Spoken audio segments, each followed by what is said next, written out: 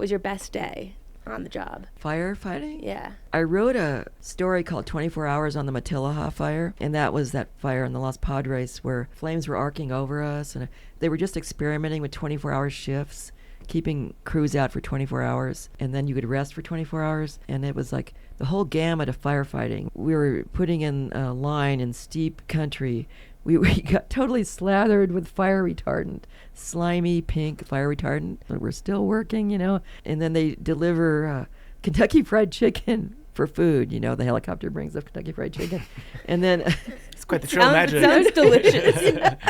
Welcome to Backpacker Radio, presented by The Trek, brought to you by Topo Athletic. I am your co-host, Zach Badger Davis. Sitting to my right is... I am Juliana Chauncey, a.k.a. Chaunce. Few reminders before we get to today's interview. Excuse me, beer. One is we are currently accepting applications to be a blogger for The Trek in 2026. A few of the benefits I'm going to highlight here include you get gear discounts. We've partnered with some awesome brands, including Gossamer Gear, I think Hyperlight. I shouldn't speak out of turn. I don't actually know the list of brands. Jess handles this. But like the big names, all the big names are included on that. So if you want a nice little discount on your gear, check it out. You get a private chat group with all of the other Trek bloggers, and you get to bother Jess at all hours of the day. She gives her phone number, her street address, her social security number, really full access to Jess's life. I hope you're paying her extra for that. Social security was definitely part of the negotiation for the job. Yeah. The link to apply to be a blogger for The Trek is in the show notes. Next is, if you want all of the best stuff from The Trek in one place directly to your inbox, that's The Trek's newsletter. We have our top content each week, job opportunities, live podcasts, basically all the big announcements go through the newsletter. So this is the way to ensure that you don't miss the best from The Trek. Also, the link is in the show notes. Last but not least, if you want this podcast advertisement free and or just to support your pals, the Cinnamon Connection here at Backpacker Radio, you can do so. Patreon.com/Backpacker Radio. Chance, anything you want to add to that? It just helps us keep the show running, which is great. And there's so many different ways that we could give you ad-free content, but this seems like the nicest, easiest, least annoying one to do it on. And yeah, it's really nice to see when people join and when they stay, and it makes us feel like we are doing a good job. So if you appreciate this, that's the best way to show us and keep the show running. Also, we read every single message that comes through Patreon. So if you've got feedback for the podcast at large, or if you want specific content for Patreon, let us know. We're definitely all ears. We want to make you guys happy. Mm-hmm. All right. That sounds pretty good. Let's get to today's interview with Mary Kwart, a.k.a. Fireweed, who is a pioneering figure in wildland firefighting, whose career spans more than 30 years, beginning her work with the U.S. Forest Service in 1977. She was one of the first women on the elite Arrowhead Interagency Hotshots crew. After retiring, she has resumed long-distance backpacking and now serves on the board of directors for the Bigfoot Trail Alliance. Fireweed, thank you so much for joining us here on Backpacker Radio. Well, I'm glad to be here. This is really fun to come to my old stomping grounds in Colorado, because I graduated from CSU at Fort Collins and did a lot of backcountry stuff here, hiked the Colorado Trail. So yeah. Glad to be back here. What year did you graduate? Well, I was a non-traditional aged person, so I graduated in 87, but I was 35 years old. So, okay. Oh. Yeah. What was Fort Collins like in 1987? Well, there was still, it wasn't all continuous people. It was like discrete town. It wasn't like, I'm sure now that you can't get away from subdivisions from between Denver and there. And so it was nice. It was nice downtown, and the school was good. It had forestry and a fire emphasis, forestry, undergraduate, which was really unusual for this. Everything you usually, when you studied fire, you'd have to be a graduate student, but CSU offered an undergraduate in forestry and fire emphasis. So. What happened leading up to it that caused you to do the non-traditional path of going to school later? I was a hippie basically in the early 70s, and I swore I was never going to get a permanent job, and I was just going to work seasonally, and stuff. But then I saw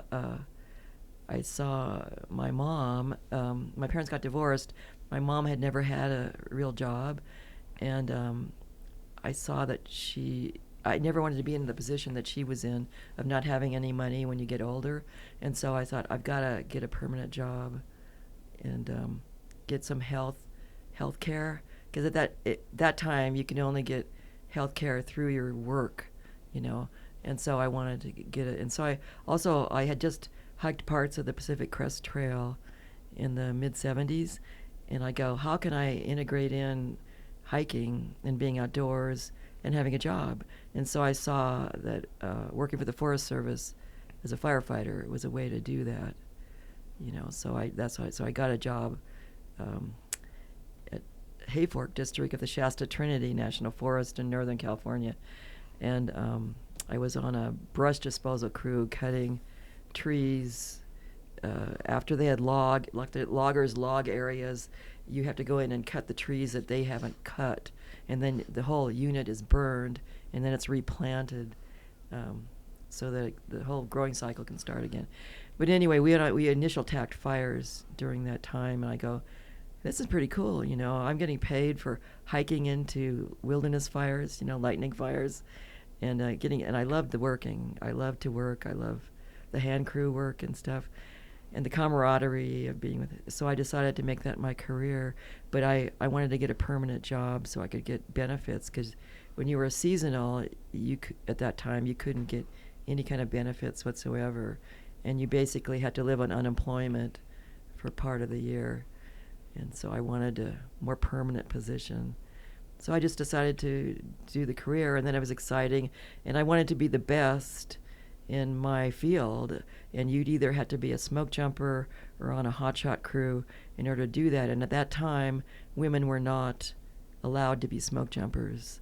They were discriminated against at that time. Eventually, women did become smoke jumpers, but in the late 70s, no, that wasn't. So I set my sights at being on the hotshot crew, because they were like the Marines of firefighting. They're the ground pounders, the one that have the most intense assignments and go to the most dangerous parts of the fire. So I thought, I want to do that, and so I decided to go on, apply for the Arrowhead Hotshot crew and be on the crew in the national Sequoia Kings Canyon National Park.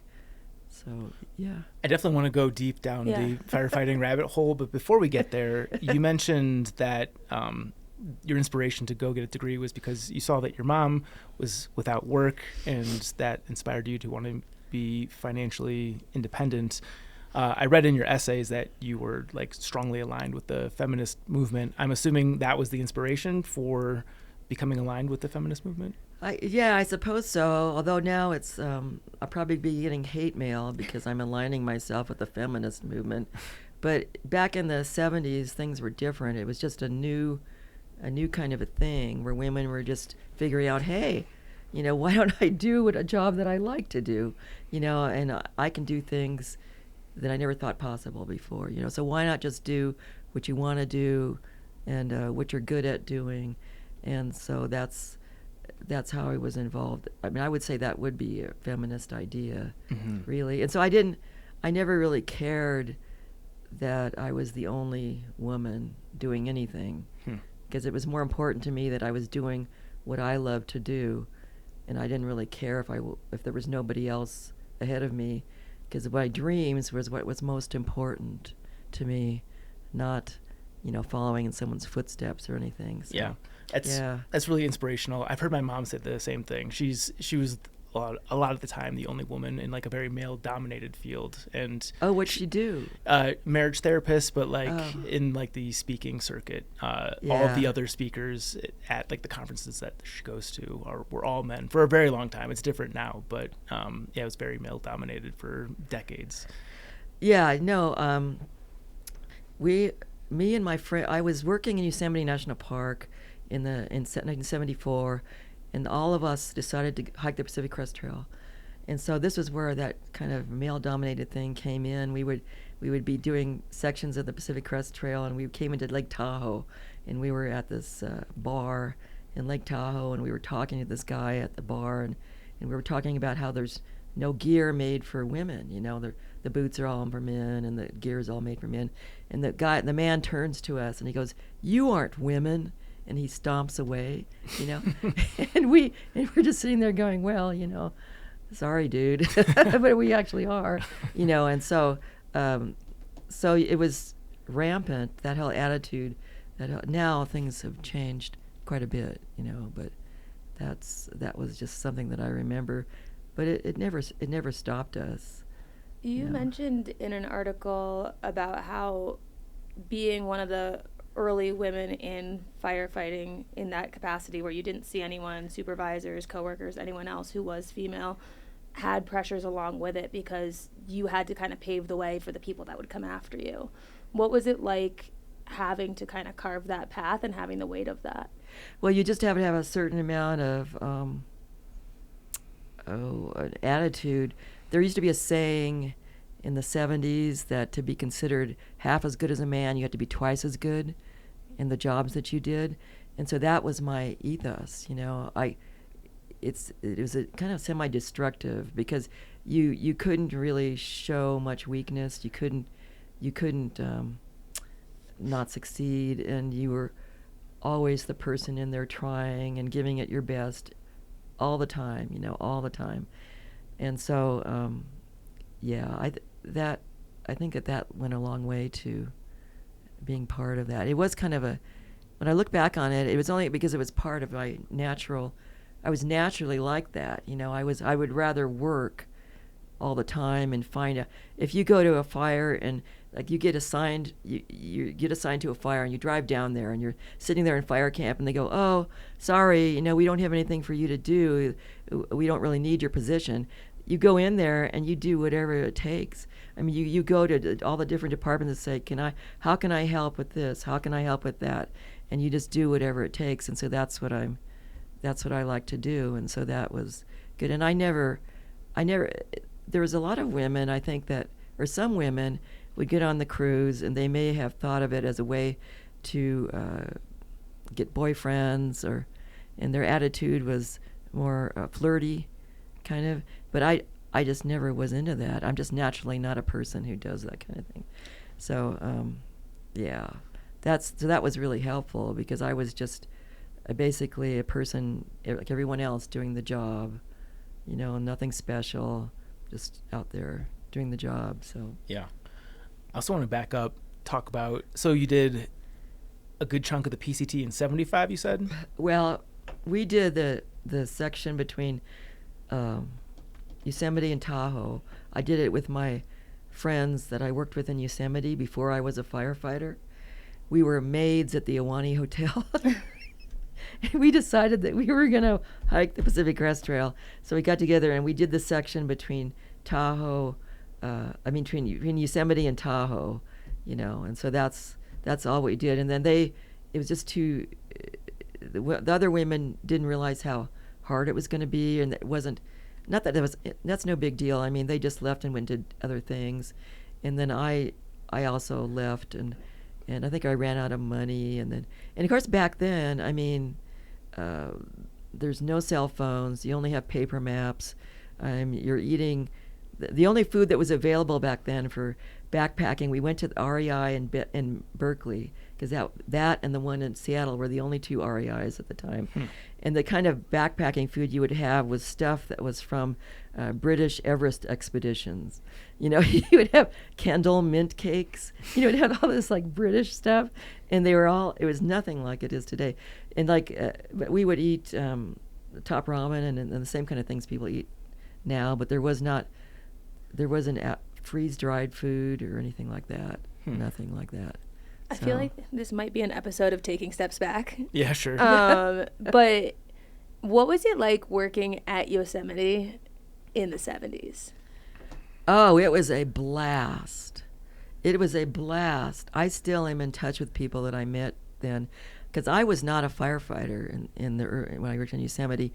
We were all worked at the Ahwahnee Hotel in the dining room, and I was one of the first bus people and the first woman to be a bus person. They actually made women take trays and put bricks on them to prove that they could lift up the heavy weights. And can you believe that they do that? I mean, and so we lived in the dorm, and it was like major party all the time, frankly. just party all the time, and we would go up and we'd ski in the full moon and look at the moonbow at the Yosemite Falls, and lots of good friendships happened then. And it was a job that would just get you by. I mean, you barely made a minimum wage, and then you would get a meal ticket, to go eat at the lodge or something like that. So it was really fun. I mean, and plus, now I have to admit, I worked there because when I was a little kid, my parents took me to Yosemite when I was 5 years old, and when we came over, I don't know if you guys have been to Yosemite. Mm-hmm. Have you been in through the Wawona Tunnel? Yeah. That's the way we came in when I was 5 years old. And you just see the panorama of the valley with all the waterfalls and stuff. Mm. And as a 5-year-old kid, I go, this is it. I had what I now know was a kind of a semi-spiritual experience, seeing that. And so I go, I want to work here. I want to work in Yosemite. It took me a long time to do. We used to go to the ranger-led talks at night, and the campfire talks. And then I saw that there was no women, and I go, well, I'm never going to work for the Park Service. There's no women rangers, back then. So I said, well, I'm going to be a maid at the Iwani Hotel. And I'm going to work in the dining room and be a bus person, And so that's what we all did, and we all hiked a lot, we skied a lot, and it was really a great time. I was just going to say, do you have one? I feel like all the stories I see or documentaries I see from that time are just insane. Do you have one standout story of something that's just hilarious or it's just super interesting that you could share? I don't know. But we would always go on the full moon, and we'd go cross-country skiing up at Glacier Point Road. And we were always, we were indulging in a lot of marijuana smoking back then. And we would go up there, and I remember we would be going like bats out of hell down the road, and then all of a sudden there would be like a dry spot, and we would all kind of just face plant, like going, like that, something like that. And then there was the Yosemite Deadheads. We had our own banner, Yosemite Deadheads, and we'd go to Dead concerts like in San Francisco and different places, and we'd set it up and all mill around, and be with the Deads, the Dead group, So that was pretty cool. I lived in Haight-Ashbury for about 9 months, basically across the street from where I think Jerry lived, because I noticed it just because people were lining up at the house. I didn't know what the significance was until one of my roommates told me. But because how old are you? I'll be 40 in a couple months. Okay, I'm 73. So I was a little too young to move to the Haight-Ashbury in the 60s. But then after I turned 18, I immediately left home and moved to Berkeley. And that was even more radical, But yeah. Tell us about the Dead scene in the Bay Area in the 70s. Oh, well, it was you would show up. The thing was to get tickets for the New Year's Eve shows, because that was the big show of the year. But we would have zero money, And so we would go there, and we would be in front of Winterland, and we'd have no tickets. And we'd have just as enough money to buy one ticket, and we would always get in. It was always just counting on your karma, to do everything, and it was crazy. And it was I was at Winterland. No, I was at the Fillmore East when they announced that Janis Joplin had died. They found, she died from the drug overdose and everything, and I was there at Fillmore East. And so I was there kind of at the tail end of all the happy stuff. It was getting more darker and stuff. And so there was a lot of it. It was cool living in the Bay Area because there was the organic food co-ops were just starting, and all kinds of cool stuff like that was starting. I feel, well, any other Grateful Dead questions? How many shows have you been to? Yeah. I can't count all the ones that I've been to, because I've been Winterland and Fillmore East. I saw the Dead at Fillmore East. I've seen them in Oakland Coliseum. I've seen when I was 15 years old, and I lived in Modesto, You know where that is, in the Central Valley of California? That's my territory for work. I go out there several times a year. Yes, and so that's, when I was 15, I lived in Modesto, and my friends, the Grateful Dead, came and played at Modesto Junior College in the cafeteria. And so I remember going there and seeing the group, in the cafeteria, and they have their oscilloscope thing with the sound that you can see and everything. And I remember seeing them, and I remember not liking them for some reason, but later on I got into it. But yeah, so that it was pretty interesting. Yeah, Dead. I still, on my truck at home, I still have a Dead sticker and everything, and I have a bunch of tapes and stuff. Do you get into Dead and Company? No, version of it. I have never gotten into any of the bands that came after. Okay. No. When Jerry passed away, I was working for the Forest Service in California, and he's such an icon that over the loudspeaker, the guy at the front desk of the Forest Service office announces, Jerry Garcia is dead, to the whole office, and we're all like, oh my God, it's the end of an era, what we're going to do, It's like where you remember where you are with every like 911, you remember where you were. And then I remember I went to the wake in Golden Gate Park, and it was very sad. But yeah, actually some of the books I'm reading right now are all of the autobiographies written by the members of the band. They're really good. A lot of them. I don't even understand how they managed to actually write coherent stuff about what was going on. Sure. I mean, they have like diary type, stuff. Yeah. Where you know what's going on. So it was pretty good. Yeah. I also want to go back to, just keep going back. The 50s. Yeah. Walk us through how just women are being treated in general, because I was kind of taken aback by the fact that they were having you carry trays with bricks on them. Like, is that something done in jest, or is that actually like to No, prove that doesn't surprise me at all. Really? Yeah. Well, but remember, it was back in 1974. Yeah. So it was a long time ago. Right. But the people that were in charge were sexist. I mean, they didn't believe that women were strong enough to do anything. And it was the same went through to firefighting too. Women aren't strong enough to do this. And in actuality, when I was on the Hotshot crew, I found my strength in that I could go. I may not have been the guy that could do 30 pull-ups with a pack on, but I could go for 24 hours and I could work. And so that women's skills physically were not appreciated back then. It was all the more explosive, strength-related skills, like how many pull-ups can you do, all that kind of stuff, which is really symbolic. It really has nothing to do with the job. Yeah. So, yeah. So I guess to that point, walk us through, what is a day of fighting fires like? Back then, I'm assuming probably not too different from today, maybe. Oh, yeah, no. In tools. fact, there's a woman who just wrote a book about, I think, being on a hotshot crew. And I haven't read it, so I don't know. But it's like you work all day doing field work, work around the station, and where you're living. Or maybe when we were in the Park Service, we did projects for the National Park Service because we were a crew, and so we could go out and we could split wood, and we could do brushing and all kinds of other stuff. And then you can get a fire call at any time of the day, and you have to jump into the buggies, we call them buggies, and head out to the fire, and you can be stuck on a fire that night, and you'd be just working.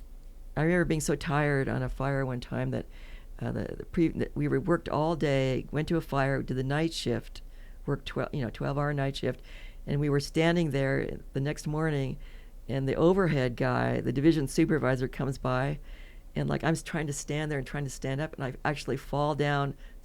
I fall asleep standing up.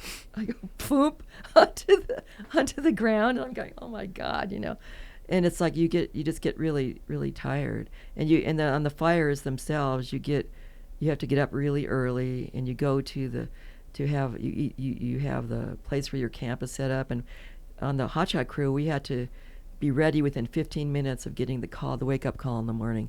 So we had to get up and we had to put our packs together and have everything copacetic. And then we had to be in line, ready to go to breakfast together. So it's very militaristic. A lot of people don't like that. I liked it, you know. And then when you go to your assignment, you're walking, and you have your gear, and you have the capacity to stay on the line, maybe longer. Maybe coyote camp, which is coyoting, which is maybe staying cowboy camping, you know, outside, and stuff like that. And you might get, you know, food supplies, but you carry enough food for a 24-hour shift, and you carry enough water for 24 hours too, as on a hotshot crew.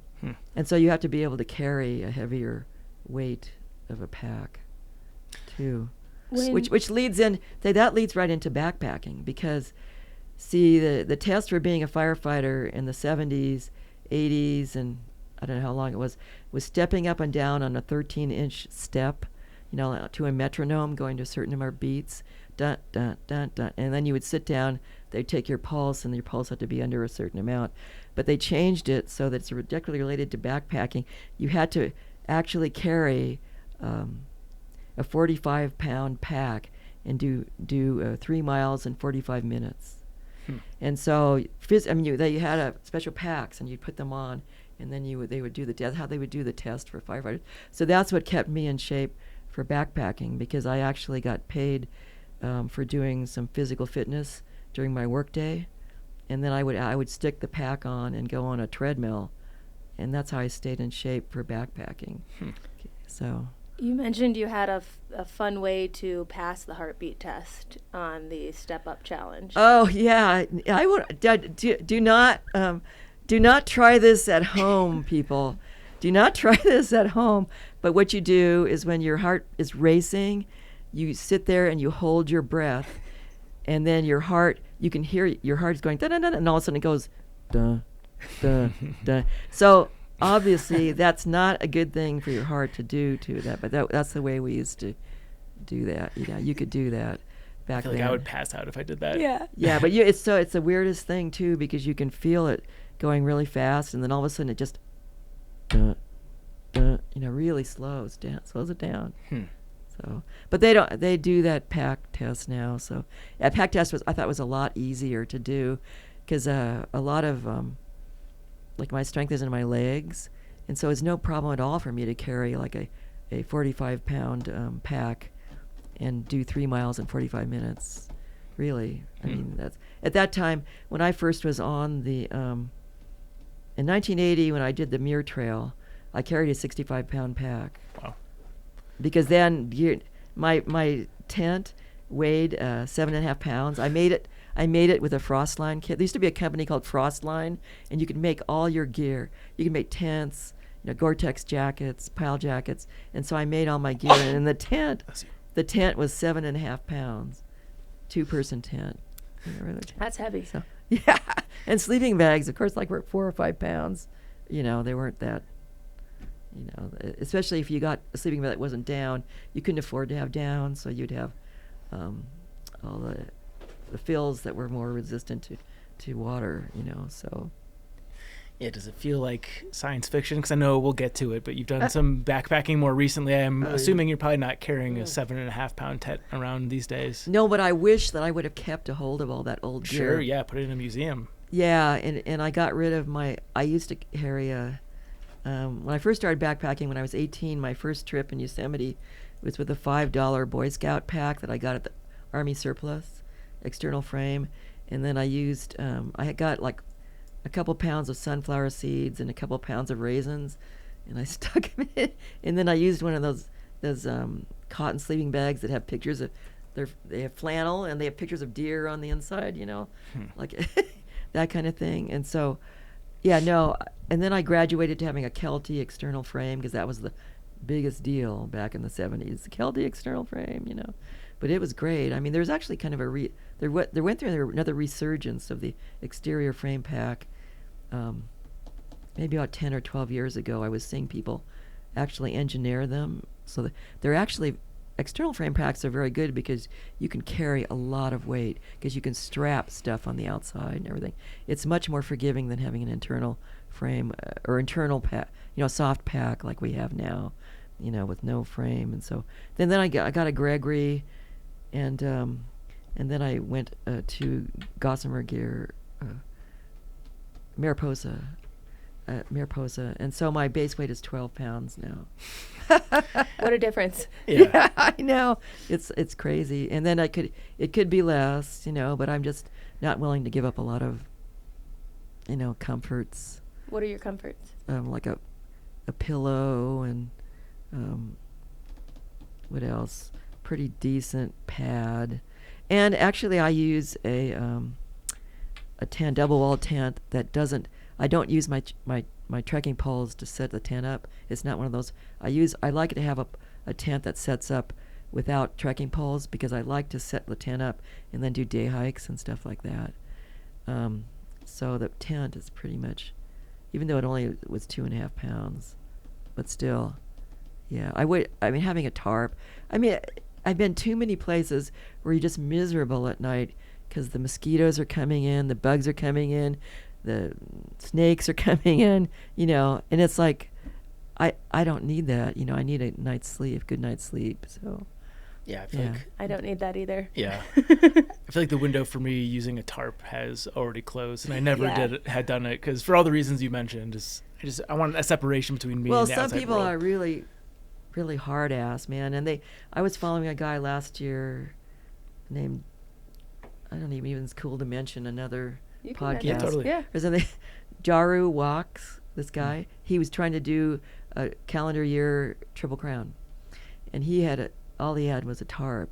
And that poor guy, it would rain underneath. You realize that rain does not come down like this. It comes in like this, and then the snow and everything like that. You've got to be really a hard ass to do that. And as I'm getting older, I like to take more than 1 0 day. I don't want to just sit and have 1 0 day, and all I do is just run around getting my resupply and sewing and doing all kinds of stuff. I want to have 2 days so I can have a day to relax and a day to do that stuff. Yeah. Wait, this is actually my mindset. Yeah. I love this mindset, which is you have your chore day and then you have your relax day. Yeah. I think that's the way to do it. Plus, you're going through all these cool places. Like, like on the CDT I remember going through Encampment, Wyoming, kind of an obscure place, but it has a cool little museum, and it has culture. It has its own, so you want to just like be able to do stuff, Yeah.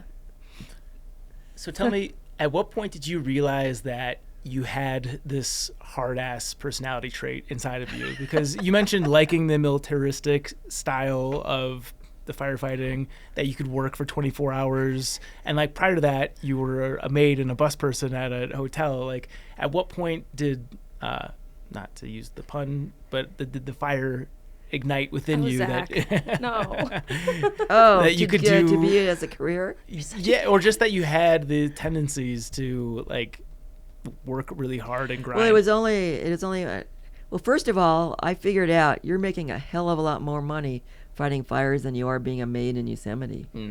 I was making an incredible amount of money in the summers because you get hazard pay, overtime. You get lots of money. For the time, it was really good money. And so that was a major thing to get out and do that. But then I don't know, I just liked working. I don't know, it might be a kind of a failing maybe, I don't know. But because it carried, when you're retired then, you take that same mindset and you do too much, all the time. Yeah. But is that something that you had already known about yourself, or did you learn that about yourself while firefighting? Oh, I learned it firefighting. In fact, I have framed in my home my first fire evaluation on the it was a fire. What was that fire? It was in southeastern Oregon in the 70s, and the guy wrote, "Mary has the stick-to-itiveness of the best," and all this other kind of stuff. And I'm going, wow, I wasn't trying to kiss anybody's ass or anything. I was just working because I liked it, And so that's where I really kind of figured that out, then. So, and then I wanted to, being on a hotshot crew, you could really, work hard, very hard. Yeah. On a hotshot crew. Did you ever have any close calls? I feel like in a hotshot crew, there's usually unsafe conditions. Well, at times. there are some close calls. There is a, but I've had to gone to. You always, when you're on fires, you always have an idea of where your safety zone is, and your boss should always be telling you, hey, where's your safety zone?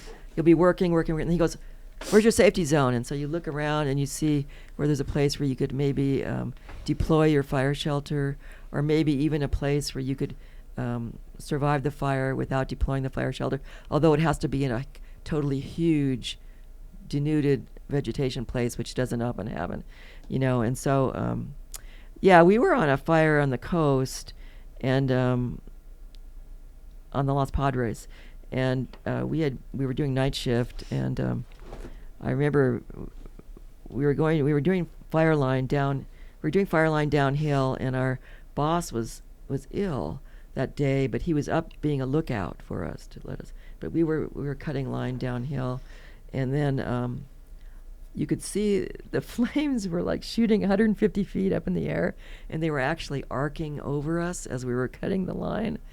And at that moment, I was thinking, do I trust this guy who's my boss? Do I trust him, or am I going to get the hell out of here? And I decided to trust him totally, and it was true. It was a good thing, And then he eventually, it was just getting too hairy. We were trying to put this line in, and we didn't want the line to be overtaken by the fire. And so eventually that was too dangerous, and he called us back up, and to get away from the area where we're cutting line. And then we watched the fire just go over it. So stuff like that.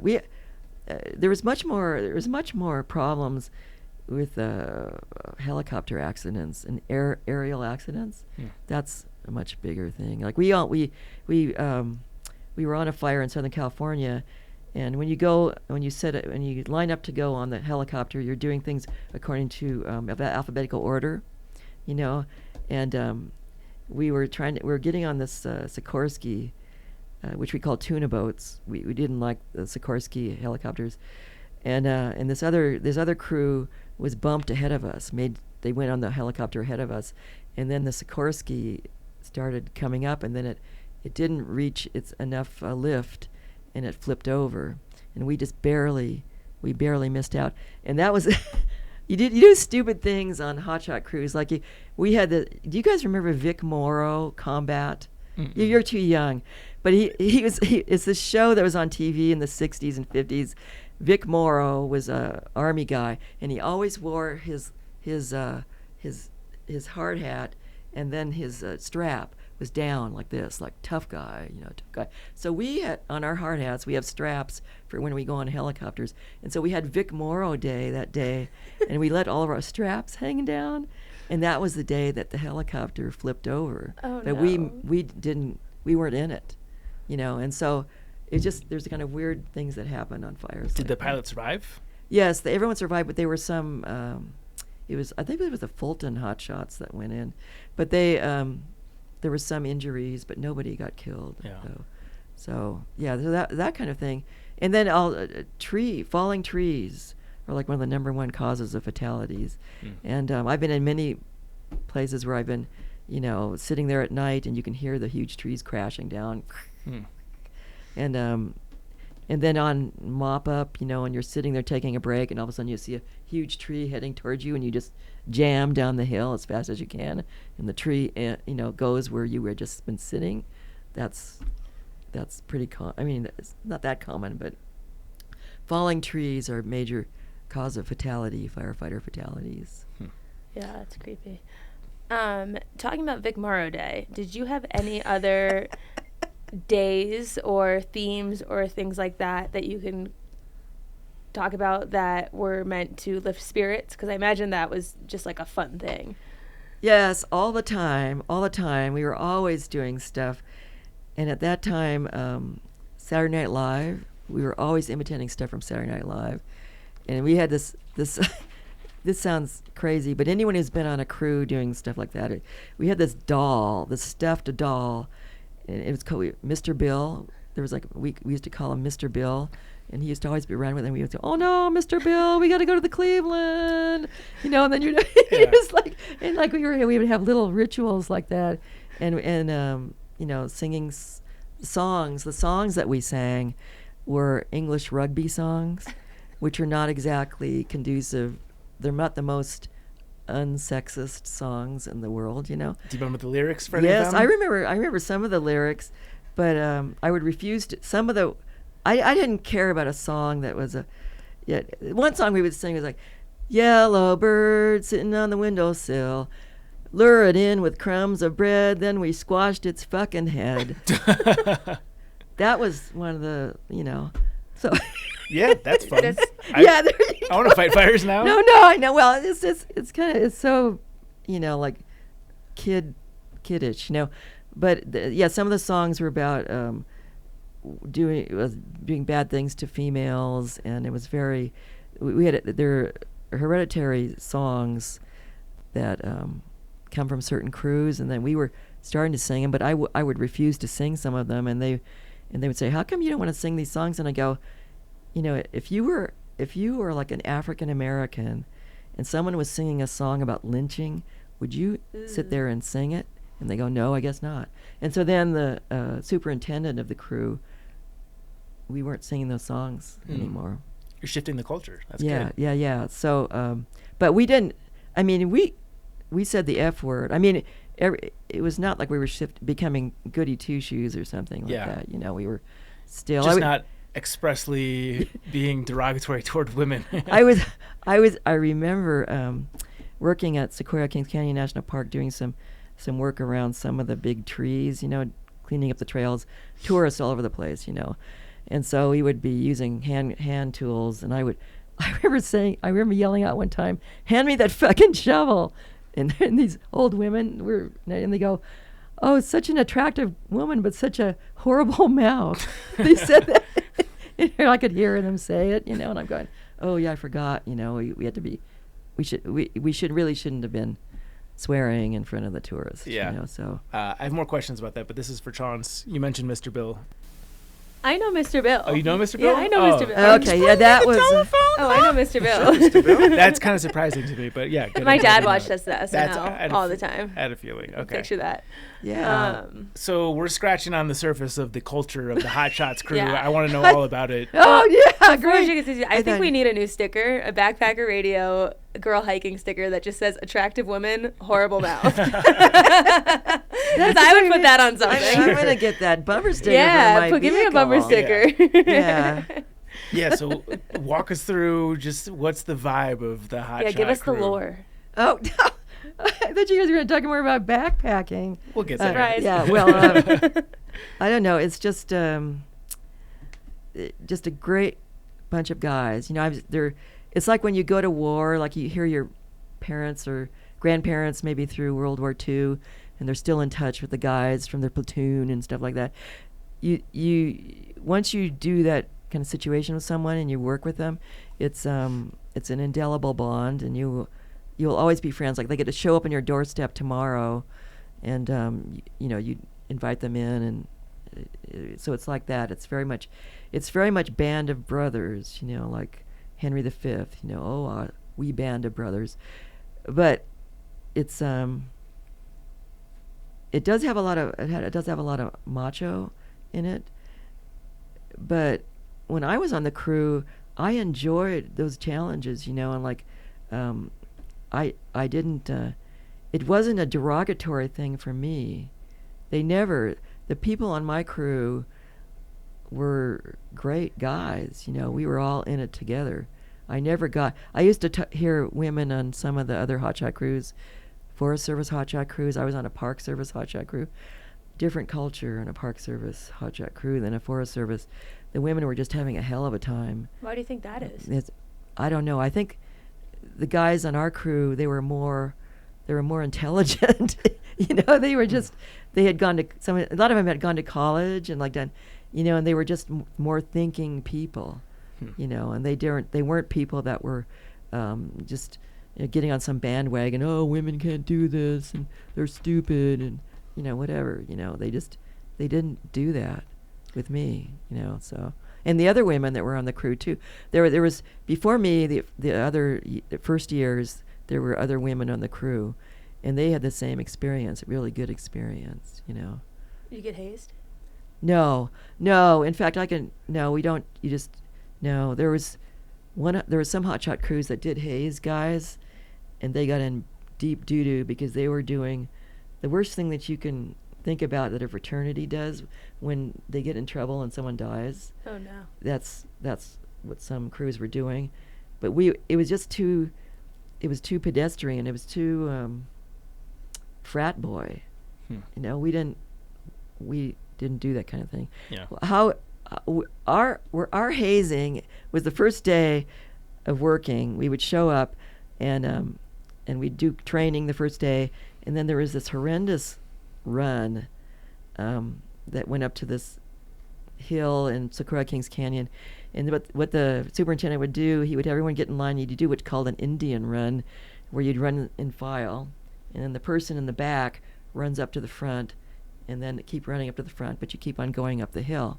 So you get in sprinting as well, and so if that was the hazing, was the physical fitness. We had to do that in cross country. I hated those runs. Oh, really? You did? Indian runs was actually a thing? Yeah, and they still called it. I don't know if I assume they probably have changed I know the it's name, kind of maybe a racist we thing did those to in high say, school but all the time. It's that's what they called it, and so yeah, and then I remember doing that run the first day of training, and I did fine. I got up to the top, and then I was the first person as we turned.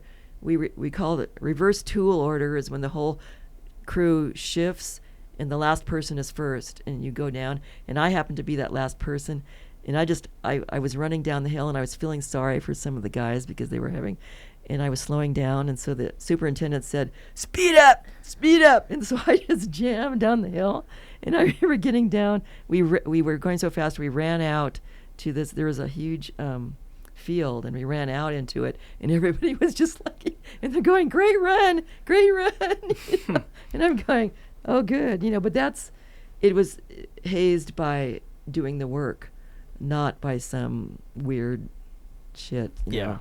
So yeah. What about pranks? You guys pranking each other? Any sort of hijinks in that? Oh, I wasn't part of that. We never really. No, I can't think of anything. Although anybody from my crew that's probably listening to me going, "Wow, don't you remember when we did all this stuff?" I don't remember stuff like that. No, I don't remember anything like that. Yeah. I assume you've gotten a lot of questions from other women that want to follow in your footsteps over the years. Do you have advice for someone?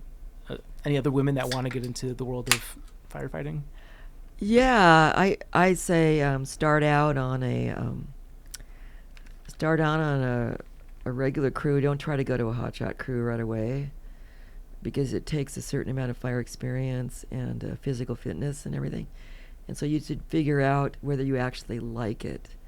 And then when I first was on the hotshot crew, they would send out this letter to everybody who was accepted onto the crew, and it was the most draconian letter that you could ever get. It's like, are you willing to be sick? Are you willing to be tired? Are you and all this other kind of stuff. It was just like this, painting it in the worst possible that it was, and I'm just reading it going, yeah, and so a lot of people will react that way, but it's really true. You have to. And also, you have to just do the best that you can at every moment without, expecting to be bailed out. You have to really know your strengths. And I'm not saying that crews help you. Everybody helps everybody else. But you got to just be able to hold your own in the crew. So, yeah. I don't know. And the mental attitude is everything. I mean, you can't not. I would go on fires with some blue card crews, were just pickup crews. They weren't hotshots or anything, And the girls would insist on putting on makeup in the morning and, doing all this stuff. And it's like, no, you're going to be out there. You're not going to have a shower. You're going to stink. You're going to be dirty. You're going to have black teeth from ash. You're going to have ash all over your face, and you're going to go to sleep with that. You're not going to have a shower. So you got to be able to take that kind of stuff and kind of like it in a way. And it breeds over to backpacking, where when people say, "Oh, I just went for 5 days without a shower," and I'm going, Jesus, I've gone 10 days without a shower, and so it's like you gotta kind of like that, So, I think this is my last firefighting question, which is, do you know what you would consider your best day? What was your best day on the job? Oh, firefighting? Yeah. Oh, well, it was probably when we were, I think it was, I wrote a story called 24 Hours on the Matilaha Fire, and that was that fire in the Los Padres where the flames were arcing over us. But it was the first, they were just experimenting with 24-hour shifts, keeping crews out for 24 hours, and then you could rest for 24 hours. And so I explained that, and it was like the whole gamut of firefighting. We were putting in a line in steep country. We got totally slathered with fire retardant, slimy pink fire retardant, just slimed all over us. And we're still working, and then they deliver Kentucky Fried Chicken for food. The helicopter brings up Kentucky Fried Chicken, and then it's quite the trail magic. Sounds delicious. Yeah. Well, it was, and then we had done a whole day of line construction, and at the end of the day, we're waiting to get lifted out we're on a helispot that's been opened up for a helicopter, and the helicopter, before it comes in, it drops this stuff that looks like A1 steak sauce, and it's to keep the dust down. But a lot of the Hotshot crew, they were laying with their backs and their mouths open, and so when I saw them coming over and they were going to drop this shit, I ran over and I jumped on top of the face of this guy next to me to save him, because otherwise he'd be, you'd inhale this stuff, this awful stuff, and so that was a pretty good. We were the first crew sent to Hawaii. Oh. Yes, and so that was a really amazing experience. When we were in Southern California, we were doing work at Santa Monica recreation area, and we get word that we have a fire assignment, and so the bosses know where we're going, but they're hiding it from us. They know we're going to Hawaii, but they're hiding it from us. And so they go, well, we're going to a really awful place, and so we go, oh shit, we're going to the Cleveland, the Cleveland National Forest. Oh, the hot. Cleveland, not Cleveland. Cleveland, Ohio. That's what I was thinking. Yeah, Cleveland, Ohio. No. Anywhere but there. Well, that could be too. So they're all meth fires out there. The Cleveland National Forest is down in far south California, and it's hot, brushy, steep. It's an awful place. And so we go, oh, we're going to the Cleveland, and so then they get us together and we're having dinner, and the guy reads off the fire number, because you get a number when you get an assignment, and he goes, and we have this fire number, blah, blah, blah, blah, to Hilo, Hawaii. And we're all just going, what? We're just sitting there, and we're just like, and it's just like a moment of silence. And then everybody just, oh my God, we can't believe it. Because we were a Park Service crew, Kilauea was erupting in Hawaii, and it was causing fires. And so we were sent over there. I don't know what they were thinking. We're going to stop the lava. Right, plug the hole. I don't get it, And so we go over there, and so we were doing a lot of trail work and stuff like that. And there's nothing you could do to stop the lava from coming down, but because we were a Park Service crew and it was on Hawaii Volcanoes National Park, we were sent over there to work, and we did some protection of houses by burning out and stuff. But a place I saw just recently, a place where we went swimming, this beautiful pond, a pool, the Kilauea erupted later and filled it all in and stuff like that. So So I saw that you were doing firefighting for 30 years. Yeah. What was the sign for you that it was time to hang it up? Well, it wasn't crew firefighting. Like, I rose to my highest level of incompetence, as the Peter Principle says. And so that means that when I stopped, I was on the Hotshot crew, then I became a fire management officer on a Forest Service district. And then I eventually, I also worked as a prescribed fire monitor in Yosemite. And I was managing fires for resource benefit, which means I was, we weren't totally suppressing all the fires. We were managing them in the wilderness, and then suppressing them when they were harming cabins and people and stuff like that. And then I ended. So I rose up in the ranks, and then I became an incident commander, type 3. So I was in charge, And so then. And then I was in Alaska. I spent 7 years as a wildland urban interface coordinator up there, working with native villages and stuff like that. So actually it was just that this is for anybody out there. One of the reasons I tell people about firefighting is if you get a permanent job in firefighting, there's like mandatory retirement at age 57, I think. It was 55 when I was trained, but it's 57. So I'm saying, go for it. And then you can retire and then do another career at age, you get full benefits at age 57, and so then you can retire and do all of the long distance backpacking that you want. Sure. Because you're still in shape because you've been fighting fire and being on a, and I did mapping. I did a lot of mapping, working with GIS. And so I wasn't a ground pounder. I was rising up in the ranks, kind of.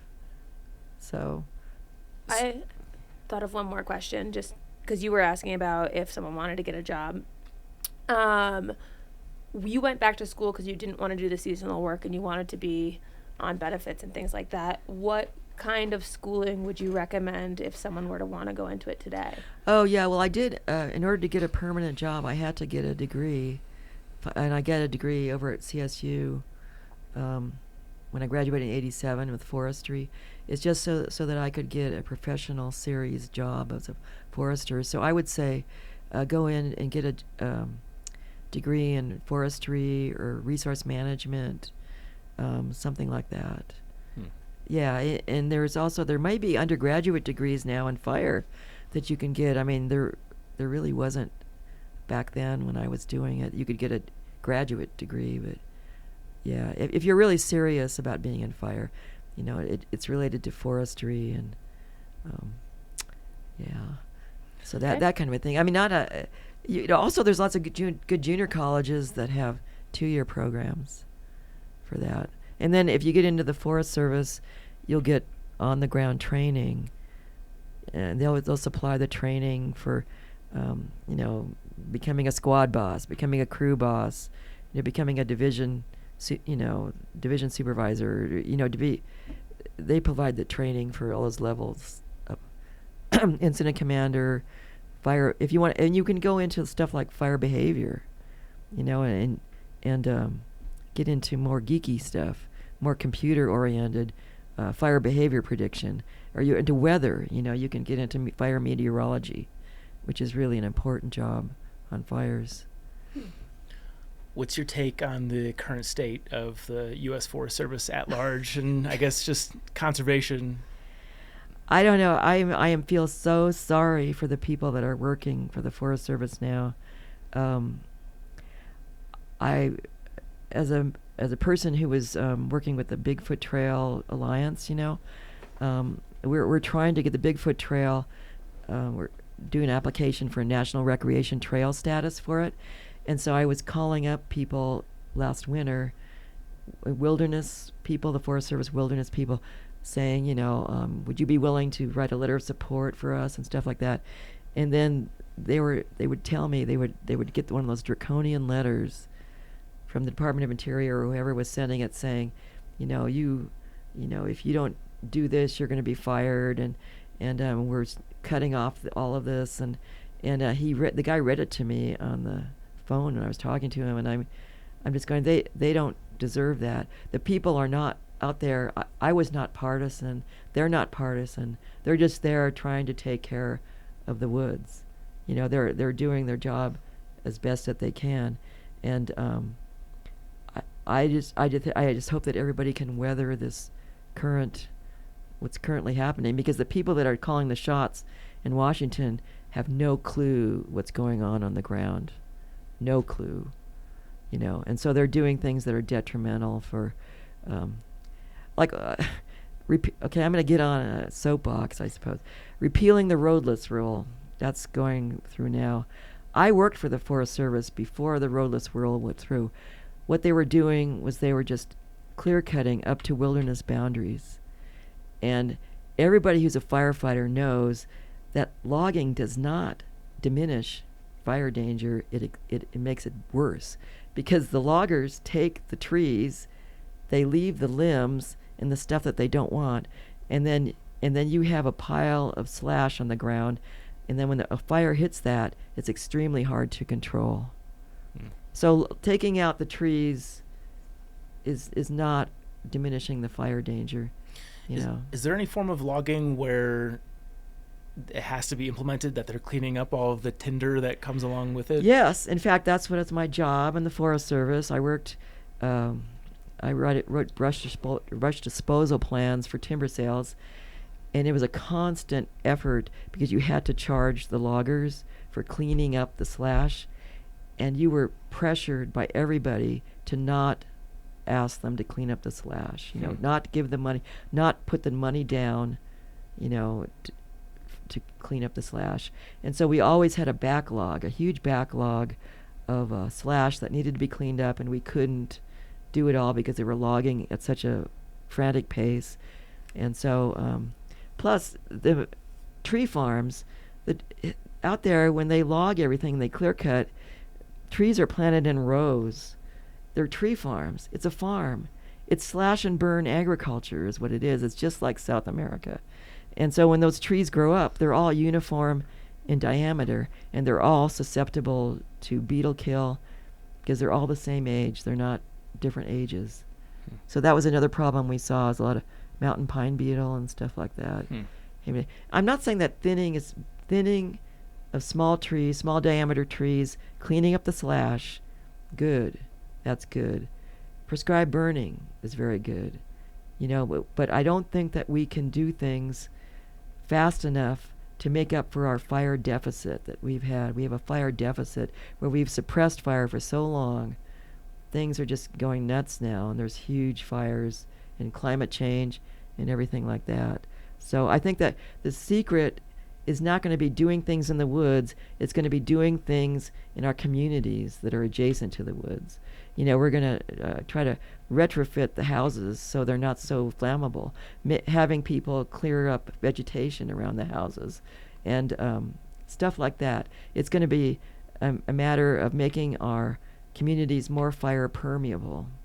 So in your mind, are the fires inevitable, and then now it's more productive for the communities to protect themselves from being a part of that than to try to mitigate the chance of it happening? Well, I think that right now we're at I'm not saying don't do any mitigation outside of the communities, but we need to shift our dollars to actually helping people in the communities refurbish their houses and do vegetation changes around their houses, stuff like that. We have to have that kind of culture happening. And people have the idea that a fire comes, the fire department's going to come and save your house. No. There's no fire department out there that's going to save your house with a fern wind like it was in LA that takes off and just, because we have structure conflagrations now, serial structure fires where one house burns, makes the next house burn, makes the next house burn. So nobody is stopping that, and that's where we're headed, to that kind of a fire regime. And so how we can minimize that is to have the individual houses, put up metal fences or have clearings around their house or have metal roofs, stuff like that. You can go online and Marin Fire Department has a lot of good, really things to do for your house that you can do. I actually in Ashland I was doing some fire risk assessments for homeowners, and it's just it's as much as like just going and cleaning out your gutters from stuff in them, cleaning out the stuff from the top of your roofs, stuff like that. Making a 5-foot buffer around your house, and it doesn't have to be really expensive stuff. But we need to have money into that direction. It doesn't seem to get there, I have one question about one thing you said, which was that you charge the logging companies to clean up their slash afterwards, right? Like they're supposed to go back and clean it, and a lot of the times that doesn't happen. Let's say a forest fire happens and it burns through an area where there was a lot of slash because X logging company was supposed to clean it up and then they didn't. Well, what the system is that the logging company pays the Forest Service to clean it up. They give a certain amount of money to the Forest Service, but there's so much logging and there's not enough people to clean it up. So the loggers just go in and they cut the trees, they take the trees out, and you have a prescription for maybe piling the slash. And they used to just leave the slash all over they could pile the slash, and then my crew would come in and burn the piles after they had come in and logged, and there was just so many hundreds and hundreds of acres, it was just impossible. Interesting, because I was going to say, would the logging company be held liable if that area were to burn and it weren't? No, because they pay up? the money to the Forest Service. Got it. So Yeah. then they lose What's that? That's Someone's phone. should not be coming through. Jesus. This is the second day in a row. Our interlude. Yeah. Zach's really popular. Wow. Yeah. No, that's Leo trying to FaceTime me. 100% that's what it is. Second time. Yeah. No, I don't want to badmouth thinning and doing responsible forestry like that. But I think what's happening now is they want to get rid of the roadless rule, so they want to start going in, and I'm just looking at your wallpaper here. They want to start taking out the big trees because those are the ones that are the most profitable. But those are the ones that have the least impact on changing fire hazard. Right, because isn't it the bigger trees? They say that about sequoia, isn't it? That the bigger trees oftentimes won't burn. Like, in fact, a friend of mine just moved into a manufactured home park, and she was going, "Oh, I'm really worried about fire danger and stuff like that." I can show her pictures where a manufactured park in Arizona on a fire that I was on. It's an aerial view. All of the manufactured homes are burned, but all of the trees and the vegetation is totally intact. Because, those trees, they grew up with fire, Yeah. Same with a friend of mine's house who was burned during the Almeida fire in 2020. Her house burned to the ground, but her tree and her landscaping in the front yard, totally intact. Maybe a little singed here and there, but, it's crazy. what do you think the solution is? Well, I don't know. I think it's just pouring money into like towns and making people's habitations more. You know how like when you I heard in Texas where they had those big floods and they said, "Oh, now you can't build in the floodplain." Well, we're going to have to start biting the bullet and saying you can't build in certain parts of the wildland urban interface. But we don't want to go there because that's where a lot of people want to live there. They want to live at the edge of here in Colorado, Yeah. they want to live at the edge of the forest and it's pretty and it's quiet and stuff like that. So it's changing it's a combination of doing some of that good thinning and prescribed burning and then mainly changing people's attitudes toward they're going to be saved. They're the ones that are going to save their property, not some fire department. And they do that by cleaning their gutters, getting rid of vegetation around their houses, making sure that there's a way in and out, making sure that they have go bags ready for evacuation and get or on the ball, with that kind of a thing too. It's a combination of a lot of different things. And we live in a fire climate. This is not Europe. We live in a place that has fire a lot. And so we have to live with it. And that's why I say we need to have, communities that are fire permeable, which is a very scary thought. But, you know, we can save a lot more houses by people just doing simple stuff around their house, you know, so. Yeah, good to think about. Yeah, I just don't see. I see where the administration now is going, and they want to log, and they're using it as a pretext, like we're lowering fire danger. That's not what's going to happen. It's going to increase fire danger by logging those big trees. So, they're the most profitable, you know, because they're big. Should we talk some backpacking? Sure. Yeah. Yeah. Okay, so you said you forced retirement at 55. Do you just get right back on trail? Like, what's the story? I did. I retired in 2007, and then the next year I did part of the Pacific. I used to have the record for taking the longest for section hiking the Pacific Crest Trail, because I started, I think, in 1975, and I finished in 2010. You know, and so I did sections of it, and then finally in 2009 and 2010 I did huge, like the state of Washington, huge sections, and finished that. So I went immediately, because I had been doing that pack test for firefighting, so even though I was 55, I was still in really good shape. And so there's no trouble to make the transition to carrying a pack on the trail. Especially if you're going from a 45-pound pack to a pack with a 12-pound base weight. It must have felt like you were flying out there.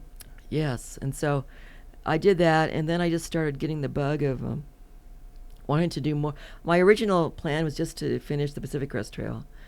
But then I started hanging out with the guys at Alda West, and they do the Triple Crown, and I thought, well, maybe I should make a try for the Triple Crown. But then every year I would think about doing the more popular trails, like the Continental Divide Trail or the Appalachian Trail. And I was going, God, I would like to do a much more interesting trail. I would like to do a trail that's more out in the, you know, like the Hayduke Trail or the Grand Enchantment Trail. And so I would just do one of those trails instead of part of the Triple Crown, you know. And so, I mean, I like the trails where you don't see anybody else for weeks.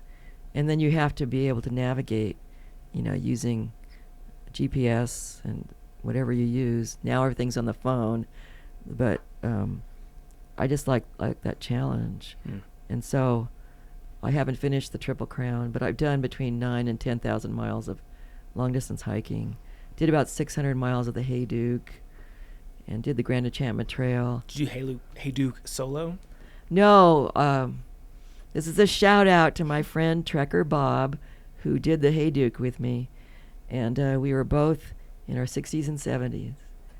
We were badasses. I can't even believe the stuff when I look at my journal. And my journals for my backpacking are at posttoller.com, Fireweed, posttoller.com/Fireweed. And so, yeah, we were just doing some hairy shit. I mean, coming up against canyons and like having to go to the base of the canyon. There's no trail, and there might be a cairn on the top of to indicate maybe a kind of a place you may go down to the bottom. And so we were hauling our packs up with ropes, you know, going class 4 climbing stuff, you know, on the Hayduke, and it was amazing. So that's another thing I want to get on the soapbox about this one thing too, about being an older hiker. And that is all you people that are hiking your whole life and are addicted to long distance backpacking, do not get your shingles shot. Do not or get your shingles. No, do not. No, I was going to say weird soapbox. No. Do not. I was going to say first, do not think that you can just keep into your 70s. You can keep on doing the exact same stuff you did when you were in your 40s or 30s or whenever. You know, everybody. I stupidly did not get a shingle shot, and in the middle of a backpacking trip, I got shingles. Oh, no. Because my immune system was lessened enough, and I was older. I was 72. My immune system was down enough that the shingles just manifested itself.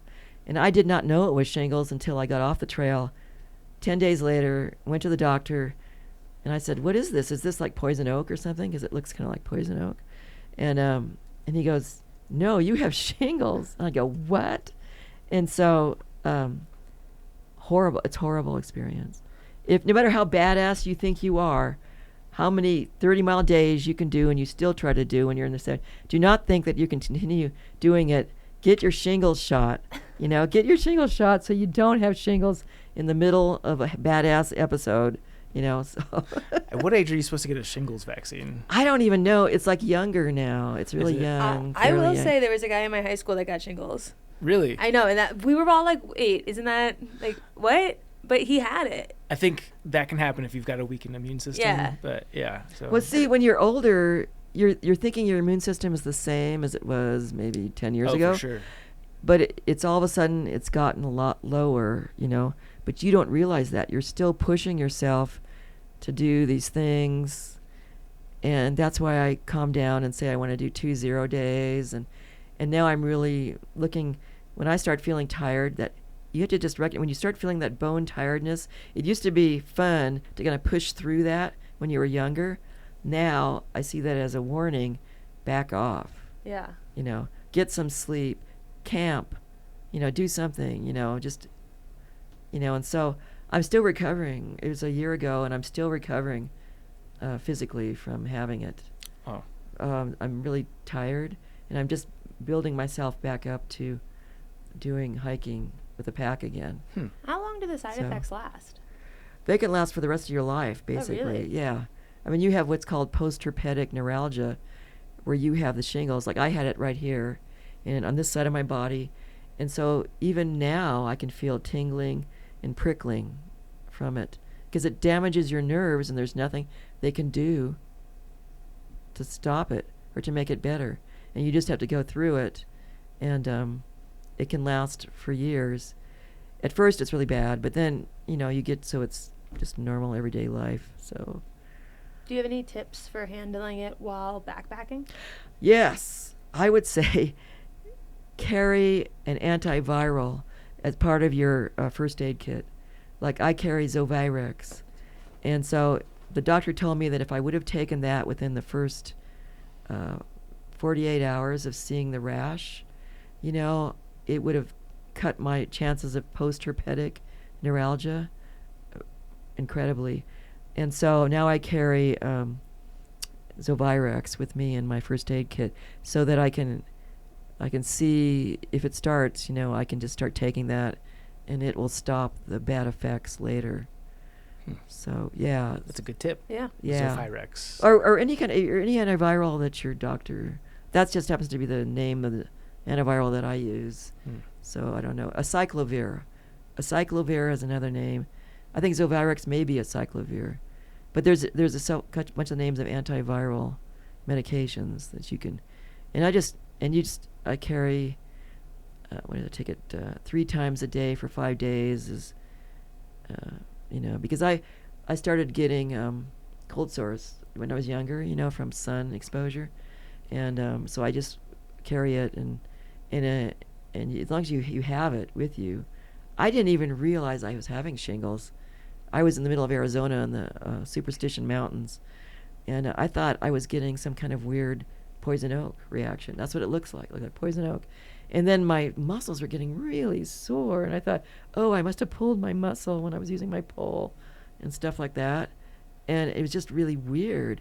But yet, and I got really tired, but I was still pushing myself through every day. And yeah, it was bad. Still is bad, so I'm working my way out of it now. Do you have any other tips for older hikers on what to carry in a first aid kit or what to carry that they might not have carried when younger? Well, yeah, this Zovirex stuff, and then what do I carry now? I carry those round balls that are made out of cork. God, I don't know who. Do you know what I'm talking about? Yeah. Yeah, those things for called? doing. Oh, yes. Something that I pick up at the drugstore is I carry these heat pads that you can wrap around your lower back, and I put them on at night sometimes. They have Velcro. When you open them up, the air makes them heat up. Yeah. Like the ones you shake for your hands. Kind of, Hand except that warmers? it's a belt, and it kind of goes around, and I put it on, and then I'll put it on my lower back, because that's where I have problems with my lower back, and I'll have that overnight, and it makes it a lot easier to get up in the morning and stuff. And they're not very heavy. You can get them at any drugstore, I forget what they call The cork ball Rology? Yes, that. Definitely that. Any other supplements you like to take?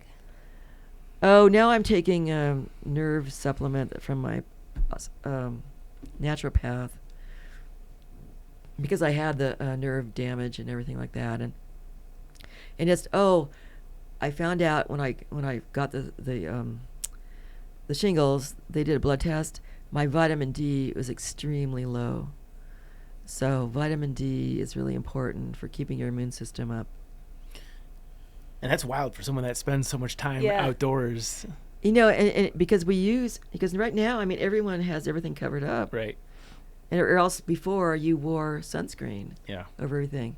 And so, that it does, just because you're outdoors doesn't mean you're getting enough vitamin D. I found that out, So, that was a kind of a shocker. How much vitamin D are you supplementing with each Well, day? I don't know. I use it as part of my multivitamin, so I don't know exactly how much is there, but at least, 100% of your daily requirement, whatever that happens to be. Yeah. So, and then I was taking more for a long time. I was but you can take too much too. You should go to your doctor and have them figure out what you want. I started going to a naturopath besides a regular doctor, and he helped me with a lot of supplements that I'm taking now, like some mushroom type supplements, and I take a special vitamin D, A, K supplement, and then a really high quality multivitamin, not a crappy one. Yeah. But a You're high not doing the quality chewies? one. So, yeah, well, Flintstones. Little gummy bears. yeah. So that's what my feet also have grown tremendously since I've gotten older. Tremendously. I used to be a woman's size 8.5. Now the shoes I'm wearing now is a men's size 10. Oh wow, that is a little tremendous. So from they're ultras. Ultras, Yeah. And I switched to ultras. I'm doing ultras because they're wide toe box for women. Because I wore, have you guys ever seen those logger boots that firefighters wear? They have high heels, narrow toes. Bad news for your feet. Why do they do Bad that? news. Because they're traditional logger boots. Loggers have these high heels and these narrow toes. They're called whites, and you get custom made, And then you have high heels, so you get, actually, I have a bunion on my foot from not wearing high heels, from wearing the firefighting boots for so many years. How high are the heels? Well, they're like this big. 2 inch. Yeah, it's because you're supposed to. The legend is that you're up on the logs, and it's helping you grip on the logs so you don't fall over. But it's like a logger thing, It's I think high heels started with men. I think that was like if you look up the lore of high heels, the heeled shoe started with men. Oh, right, I in the swear to God, I'm not lying about this. 1700s. Yeah, like way back the guys in the day. in the wigs, the Yeah. white wigs and stuff. And then women took over it. But yeah, sure. Women were more practical. I just love picturing firefighting men in heels standing on logs. It's just like a fun Well, visual. but they're really macho boots because you pay hundreds of dollars to get custom-made boots, Yeah. and then they end up ruining your feet. In my imagination, they're not that macho. In my imagination, there's some cute They boots. look macho though. Leather, black They're leather. leather. Zip up. You'll see people that have like 10-inch high tops, and they're zip up and stuff like that. So, Tell us about the Bigfoot Trail. oh right, yeah. I just my whole way I do backpacking is like I'm really seeing that there needs to be a shift in long distance hiking to where you're not necessarily just accumulating miles every day, that you have more of a relationship with the land that you're going through, with the plants and the animals, learning about them and being part of it, rather than using the trail as a glorified gym, with a pack on and you just go through it. And so the Bigfoot Trail was started in 2009 by a guy named Michael Kaufman, who is a tree specialist. He loved conifers, but he also hiked the Continental Divide Trail. And so he was thinking, how can I combine those two things together? So the Bigfoot Trail is in Northern California. Northwestern California has the highest conifer diversity in the world. It's an amazing place. And so the trail goes 360 miles, and you actually visit 32 of the endemic conifers of that area. And it's like a scavenger hunt for the trees. I did the trail 10 years ago, and I made a spreadsheet with all the trees, and I would mark off when I would see them. And you hit you said 32 times? I hit 30 of the 32. One of them, I'd already passed the microclimate where it was living, and I missed it. And then another one was way in this drainage, a Baker cypress. It was way in this drainage, and I didn't have time to go down and and hunt around for it. I had to hit Syed Valley and get resupply and stuff. So it's really made, it's a challenging trail. It's not a first-time through hike for anybody. It takes being able to navigate. And I believe that on the trek, actually, there was a woman last year who did the Bigfoot Trail, and she wrote for the trek about it, and I can't remember her name. But yes, it's... Oh, Jen Wall? Yes. Yeah. Yeah. Jen's done a lot. We should get her on the podcast. And so I just wanted to be involved in a trail that concentrated on getting to know it was challenging, not many people do it, and it was a long distance trail, because this trail goes from the Yola Wilderness to the Pacific Ocean, if you do the whole thing.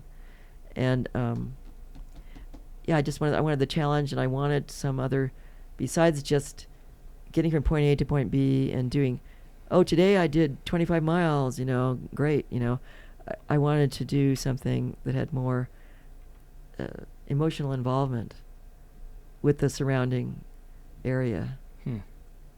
I like the idea of finding 32 trees on a trail. That to me sounds really fun. Like if there was a map where I could see where it was and I could go find it. Yeah. Like Pokemon, but like Pokemon Go, but me and trees. Well, conifer types. I don't think anything bring it. There's this little book. Michael Coffin has written a great book on conifer called Conifer Country, and but it's a book. I mean, nobody wants to carry books on the trail, but there's a little tiny book. It's about this big and this long. It's called Pacific Northwest Tree Finder, and I use that to find a lot of the trees. And so you get to, you kind of get clued in. The Bigfoot Trail has a guide, that you can get that'll tell you approximately where the trees are. But then you gotta look and see what do those trees look like? What do the cones look like? What does the needles look like? How many needles are there to a bundle? Does it have needles? And so you get to know. You have to look at stuff with the idea of finding out what it is, rather than just, oh, that's nice. It's like you have to I like that. Yeah. So. I haven't talked about this on the podcast since we did Pretzel's episode, but I worked at a summer camp in this northern Sierra right above Truckee, and they used to teach us how to find a Jeffrey pine. And it was, one of the things was it smelled like butterscotch. And for me, that was always fun, was just knowing even that small fact about something, just smelling all the trees and being like, I think that based on these things, and then smelling it to see if it was. Are there any trees along the Bigfoot Trail that have fun ways to determine that they are that tree like that?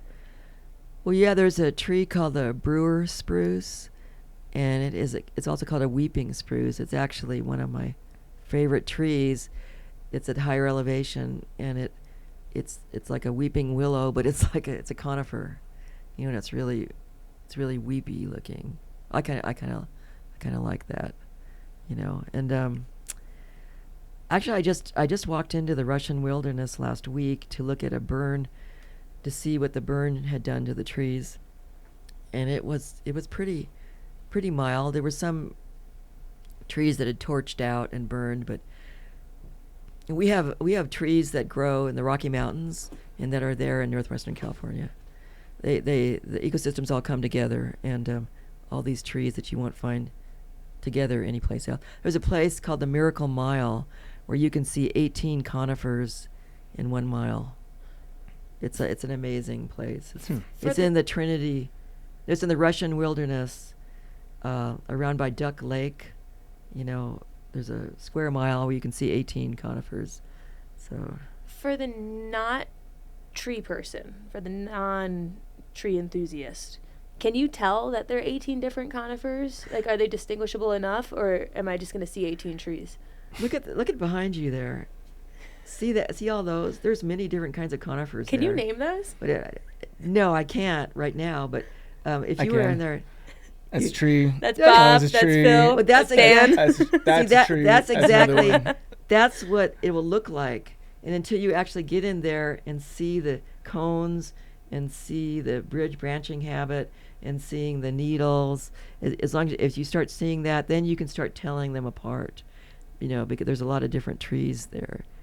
So but it looks like it's uniform. Oh, it's just a bunch of conifers, green conifers. So no, there isn't, and that's something that I want to work toward is getting. I'm the kind of the hiker outreach coordinator for the Bigfoot Trail, so the people I've been involved with are strictly speaking, they are there to do this little used challenging trail that they want to do, and so they do that. But there's very, like this one hiker told me in the Maslow hierarchy of needs. Yeah. Identifying the conifers around you is kind of not up there for most backpackers. I don't think Maslow would put that on the list. No, and so I'm trying to think of the ways to, because it's so challenging, kind of like maybe route finding and stuff like that, and snow, early season snow. I'm just trying to brainstorm things to make it so people will tie into the conifers more. Yeah. Is there a Bigfoot at the northern terminus, or is this just a passable Photoshop job that I'm looking at on the website? No, I know exactly what you're talking about, because a guy that finished the Bigfoot Trail, he sent me that picture with Bigfoot in the background, and Yeah. I go, "You photoshopped that, right?" And he goes, "No, someone's backyard. They have a huge metal statue of Is that what Bigfoot." it is? Like, Yeah. this is from the northern terminus. Oh, that's great. I like that. Yeah. I thought it was a joke. I thought for sure but I did have a Bigfoot encounter. Really? on the trail. Oh my Yeah. God, please tell. Yeah. So I was on this obscure little lake, camping out, usual 9:00 at night. It's in the Red Buttes Wilderness in Oregon. And this is along the trail? Along the trail. And I'm just in my tent. 9:00 at night, I'm reading or doing something. And all of a sudden on the other side of the lake, I hear this sound like someone banging a pot. Like bang, bang, bang. Like someone with a spoon banging a huge pot, that sound, and 3 times, and then it stops. And then a few seconds later, bang, bang, bang, and then a little closer, and it keeps on walking and banging. And I go, oh, God, I just hope it doesn't come to my campsite, because it's coming around the lake, approaching my campsite. And then it goes off into the distance, doing the same banging noise, the same weird banging noise 3 times. And I go, well, okay, I'm used to being out there and hearing all kinds of weird things, and I don't get freaked out. So at about 2 a.m, I could hear the noise coming back. Bang, bang, bang, and it's coming closer and closer, and it goes back to the other end of the lake. And then I found out later that supposedly Bigfoots do things in threes it's kind of a thing with them, But then I also found out that maybe people that are looking for Bigfoot do stuff in threes to try to attract lure them. It's like doing a bird call to Yeah, it's like a solicit bird the call, birds. Right. but it's for Bigfoot. Did you see the article about the person who was making owl noises to the owl in his backyard? No. And I don't know if this is a real story. It was like one of those like Daily Mails.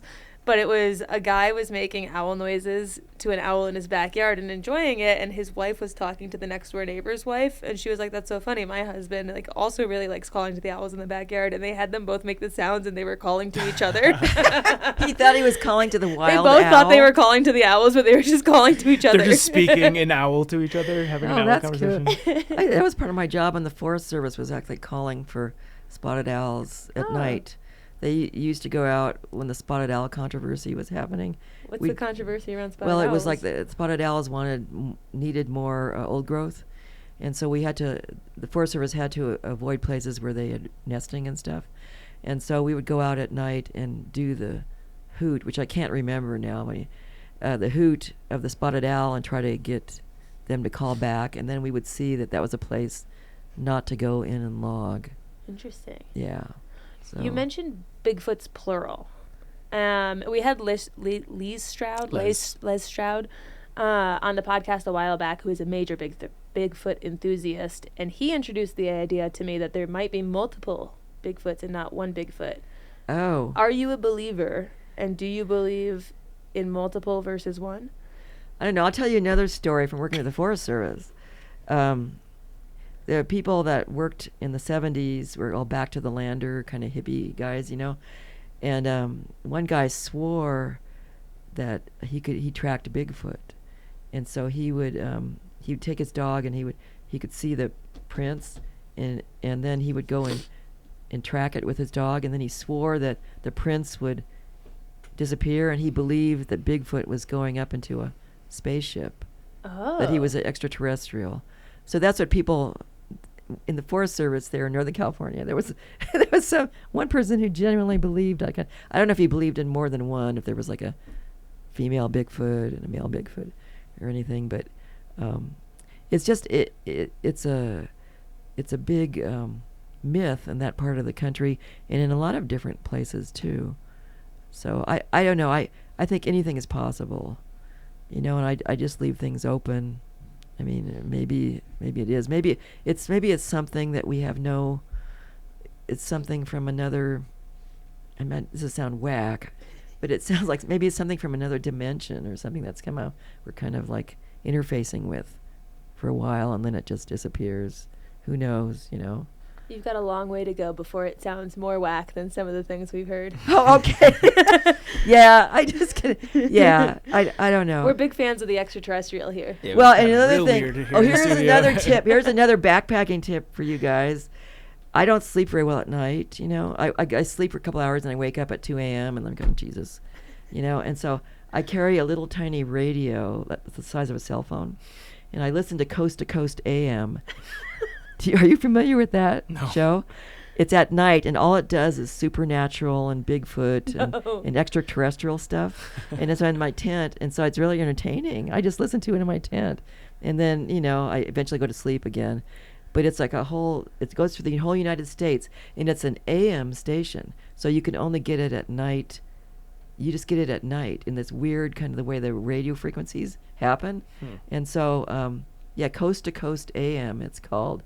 And it's just all this weird shit. And in fact, I even I was on the Bigfoot Trail, and I was listening to them talk about, Bigfoot researchers and stuff like that. And I was actually on the Bigfoot Trail, But I carry it. And nobody wants, don't carry a radio.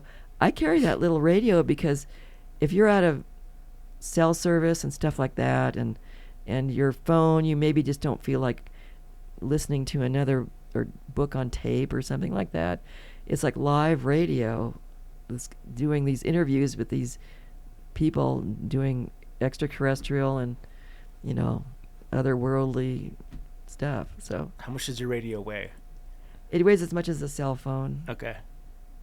And it has NOAA weather channels, That's good. which is very important actually, because usually you can get NOAA weather channels wherever you have. If you're up on a high ridge, you can get the NOAA weather channels, and then you can get clued in. I mean, I can get through Garmin, I can get a weather forecast, but it's really awful. You pay for that weather forecast through the Garmin, and not very good. But you can get an actual NOAA weather from the National Weather Service on the radio. And in fact, I just reordered a new one. My old one, I was on the Appalachian Trail, and I was basically attacked by a bear dog. That's another story. What? A bear dog. Mandarin pig. Well, Sorry, come again? Well, there's a lot in Tennessee. There's a lot of bear hunting with dogs. The dogs chase the bears and they tree the bears and they shoot the bear. And we were there on the Appalachian Trail, and I'm there in the tent at night reading, my usual thing at night, and all of a sudden I hear the howling of a bear dog. Barrr, barrr. it's coming closer and closer. So I'm thinking, holy shit, there's going to be a bear coming through our camp. And I can hear the dog getting closer and closer and closer. And I'm just sitting there, and then all of a sudden there's no bear, but the dog appears, and he starts jumping on my tent. He thought you were the bear? No, it turned out that he wanted safety. He was trying to get he was a young hunter dog, and he wanted to get inside of my tent. Aww. I didn't know that. I thought he was, the bear hunting dogs are horrible looking because they have these satellite collars that shine with bright lights, I accidentally took one on the AT. A bear dog. Well, there was a dog in the woods, and I thought someone had left it there, and I didn't know what the collar was, so I walked it to the road with me, and I called the number, and I totally fucked up some hunter's day. He had to drive around the entire mountain to get his dog, but I just thought the dog was lost. Yeah, I know about the collars. Yeah, and so the dog, I thought the dog was attacking me at first, and then it actually made a hole on top of my $400 tent, and I look out, and it's just like it's freaked, it's like freak. So I started petting it, and it sat down on the ruins of my tent. And I'm petting it. I'm going, it's okay, you're okay now, nothing's gonna harm you, and everything like.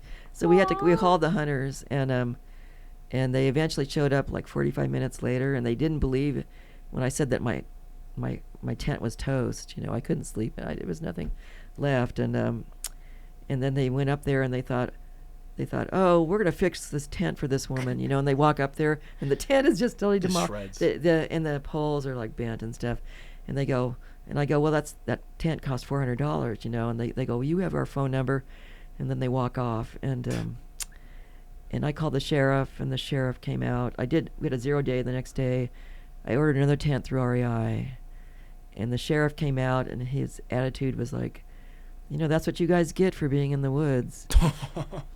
You were asking for it. You were asking for a dog. Yeah. It was like, the culture is bear hunting, and you're out there in the woods walking around, and so you just have to put up with it, and like, it's not a wild animal. It belongs to somebody, and so he says, well, we don't press charges unless the damage is over $1,000, and so you're going to have to go to court if you want the money back, and I wasn't going to go home and then come back to Tennessee and go to court. So right.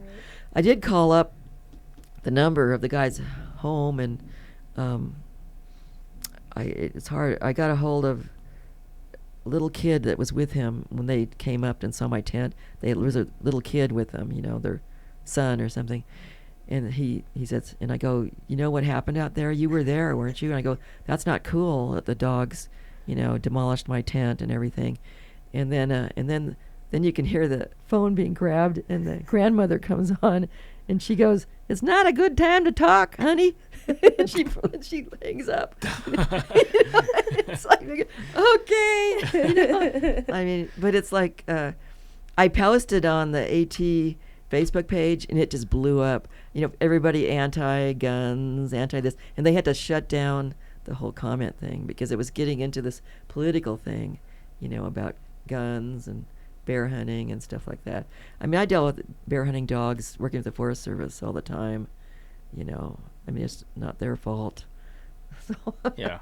I'm just glad there wasn't a bear coming through. In fact, when my friend was camped next to me, and she heard me I was saying, "Get off of me, get off of me," and she thought I was a bear. So she came out of her tent with her poles, and she was ready to attack. That's a good friend. She's like that, and I'm like, oh, it was just a dog, Yeah, Charles would have been running in the opposite direction. I would have just been making the smallest ball inside my tent. Yeah. Being very quiet. Be small. Yeah. Huh. Cool. Well, let's end with this one. This is the peak performance question presented by Topo Athletic. Use code TREKFALL15 for 15% off your order at topoathletic.com. By the way, based on the way that you love ultras, you should maybe look into Topos. They're great. Yeah, I was going to ask you about it. Do they have the same wide toe box and do. Everything? Yeah. Okay. Yeah. So, cool. Yeah. And they're ultra, very nice and soft. a low drop.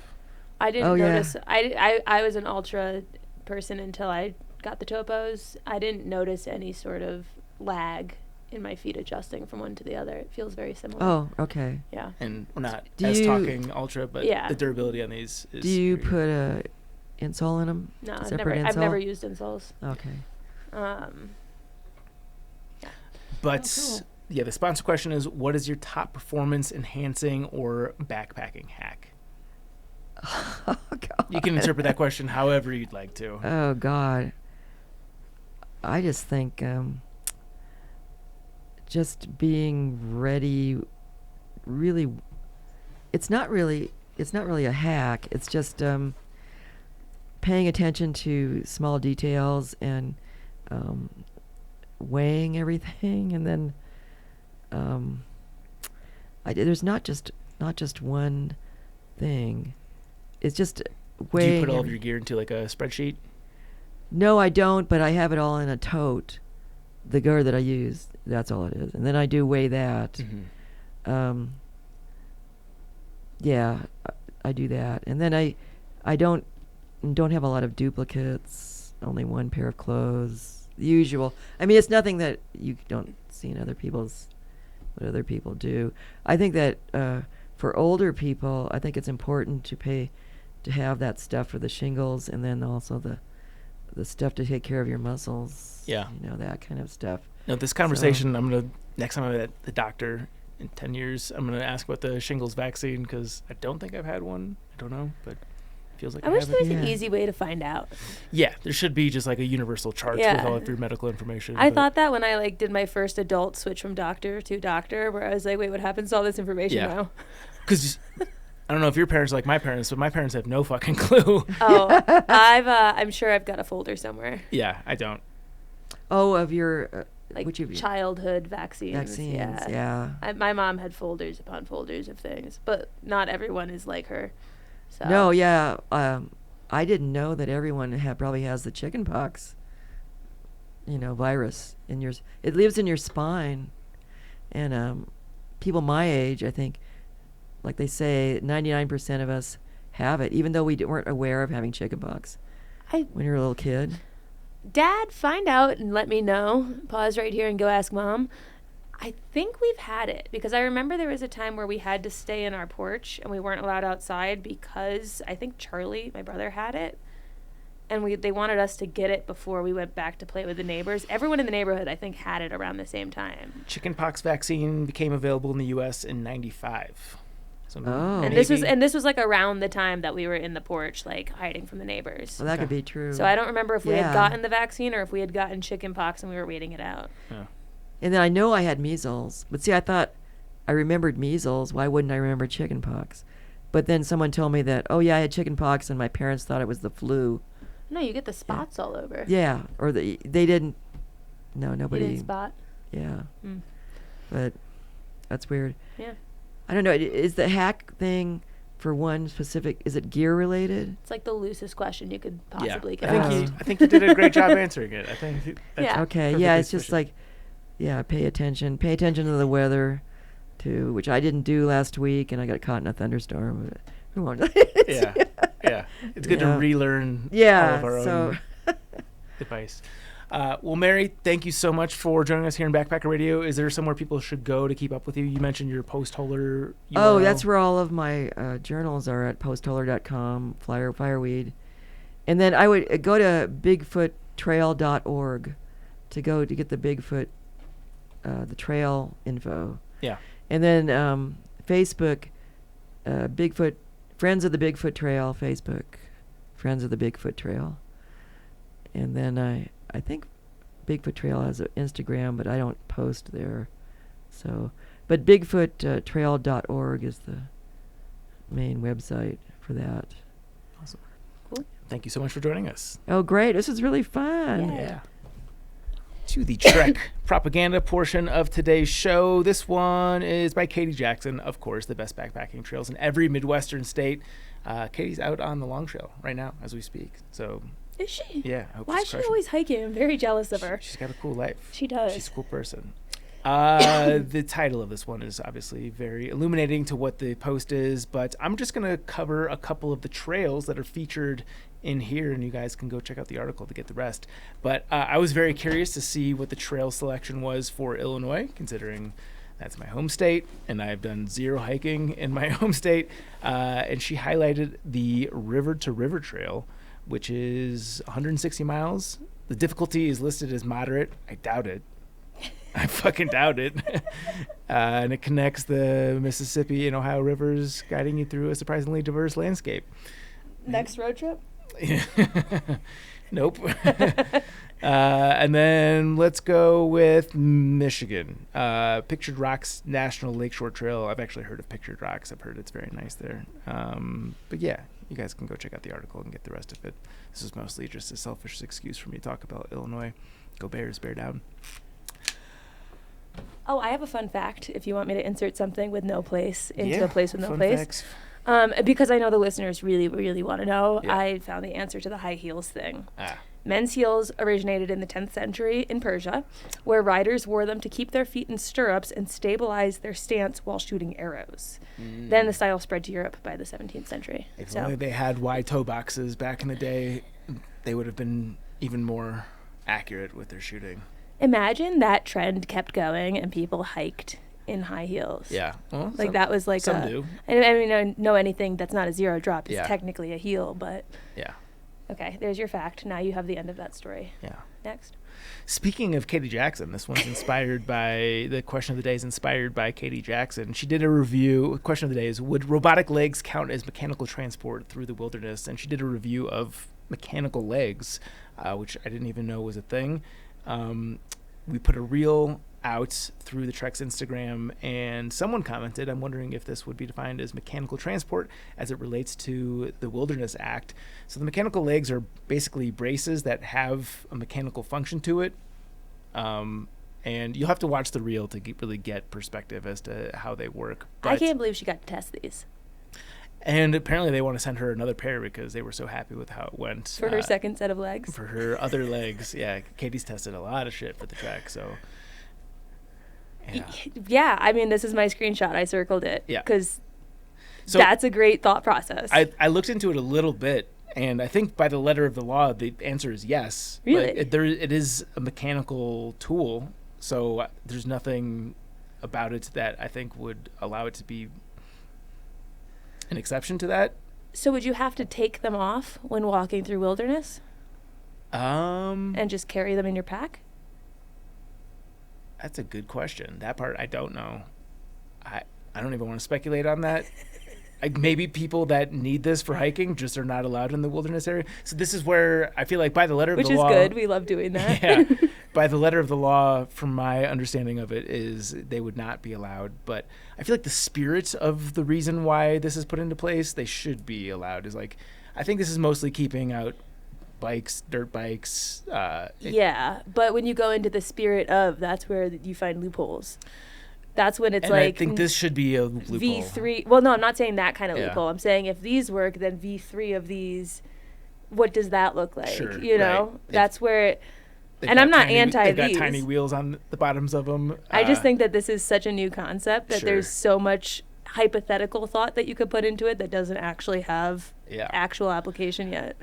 I am confident we'll get a lot of feedback from listeners who have more of a litigious background who can give us a more intelligent answer. But I think the more interesting thing is just the product itself, is to give you, and I guess not only the product itself, but the reaction to this. Yeah. Is there were a lot of people that are like, if you need these, you don't belong in the backcountry, which is a wild take. This is a wild take. People with some sort of muscular disorder who want to go bag a peak, like to say that they're not allowed to be there. Not our peaks. Yeah, right. What's more fun, the comments of the gun posts or the comments of this post? And is there a Venn diagram? The internet's kind of a contentious place nowadays. Is it a circle? Yeah, I have deleted X off my phone. I only turn it on football Sundays when I need to vent about what's happening with the Bears games, but for 6 days of the week, I don't have X on my phone. I basically cut most social media out of my life because it's, like, I think everyone knows it's bad for their mental health. I'm actually trying to take some steps to improve it. But yeah, to answer the question, people have really strong opinions on Instagram. Our commenters are no exception, and some of them are just like mean. Yeah, some of them are mean. I think my question, if I'm looking at this in a realistic way, is do they make noise? Like, do the mechanics of it, and I've watched the video, so obviously I know, but in a thought process type of way, Right. if it's a tool used to assist people with limited mobility to be able to go further places and you're considering the wilderness impact, my realistic question would be, do they make noise? Yeah. Because if it's just a tool where it's operating no different than your battery pack in your backpack is, where it's providing juice to something, and you're not leaving wheel ruts or anything like that, I don't necessarily see the harm. But if it's something like a drone where not only is it this thing, but it creates this tremendous amount of noise to operate, then I could see the stance. Yeah. No, I agree. I think the actual rule about mechanical transport is a good thing. I think most hikers, backpackers feel similarly about that. Maybe cyclists don't, because they're not allowed to be in wilderness areas. But yeah, I guess the spirit of the thing is to try to keep out things that are destructive to the trail and or loud, because nobody hates being around drones more than I do. I don't even think, I feel like most people are fairly neutral about drones, and like we all consume beautiful drone created content, but anytime I'm around a drone, I'm automatically pissed off. Like to me, that is worse than a boombox. And I don't know if we've gotten to the place from a cultural standpoint where like it has been stated enough that you are the asshole for bringing a drone to a popular area. How do you feel about drones? I mean, I have a couple. I've done some wedding videography, and I've used them for that. I've also brought them on parts of the Colorado Trail, but I've also like very much used them when no one's around. Yeah. That being said, the noise is fucking ludicrous with them, because like when I was doing the wedding videography, I had people that wanted me to fly them during the ceremony. And that was like, for me, a no. Someone who has rented a private area and all of the attendees are benefiting from the content creation of No, what I this would tell is. them no. Yeah. I would say, listen, you think you want this, you Yeah. don't want this. It's distracting. All you're going to be thinking about is the song. I went to a wedding in Vermont. 100%. I went to a wedding in Vermont. Their drone person flew the drone over the ceremony for the entire 30-minute ceremony. And you could see him in the parking lot holding it, and the entire ceremony, you just see everyone just like, when is this fucking buzzing going to stop? We can't hear anything else. Also, is this thing making a really sweet YouTube video, or is it about to suicide bomb us? Like, there's also negative connotations with drones in a lot of part of the world. It is cool. It is cool as someone flying a drone it is objectively very cool to send it up in the air and see what's around you. I've flown one of the DJI drones, and being the one in control of it is awesome. Cool. I understand It's that cool. side of it. It is really cool. But there's no part of me that's like, these should belong everywhere. The times I've been on like a dirt bike or a four-wheeler, I'm having the best time of my entire life. But like, I don't also want you doing that in this area.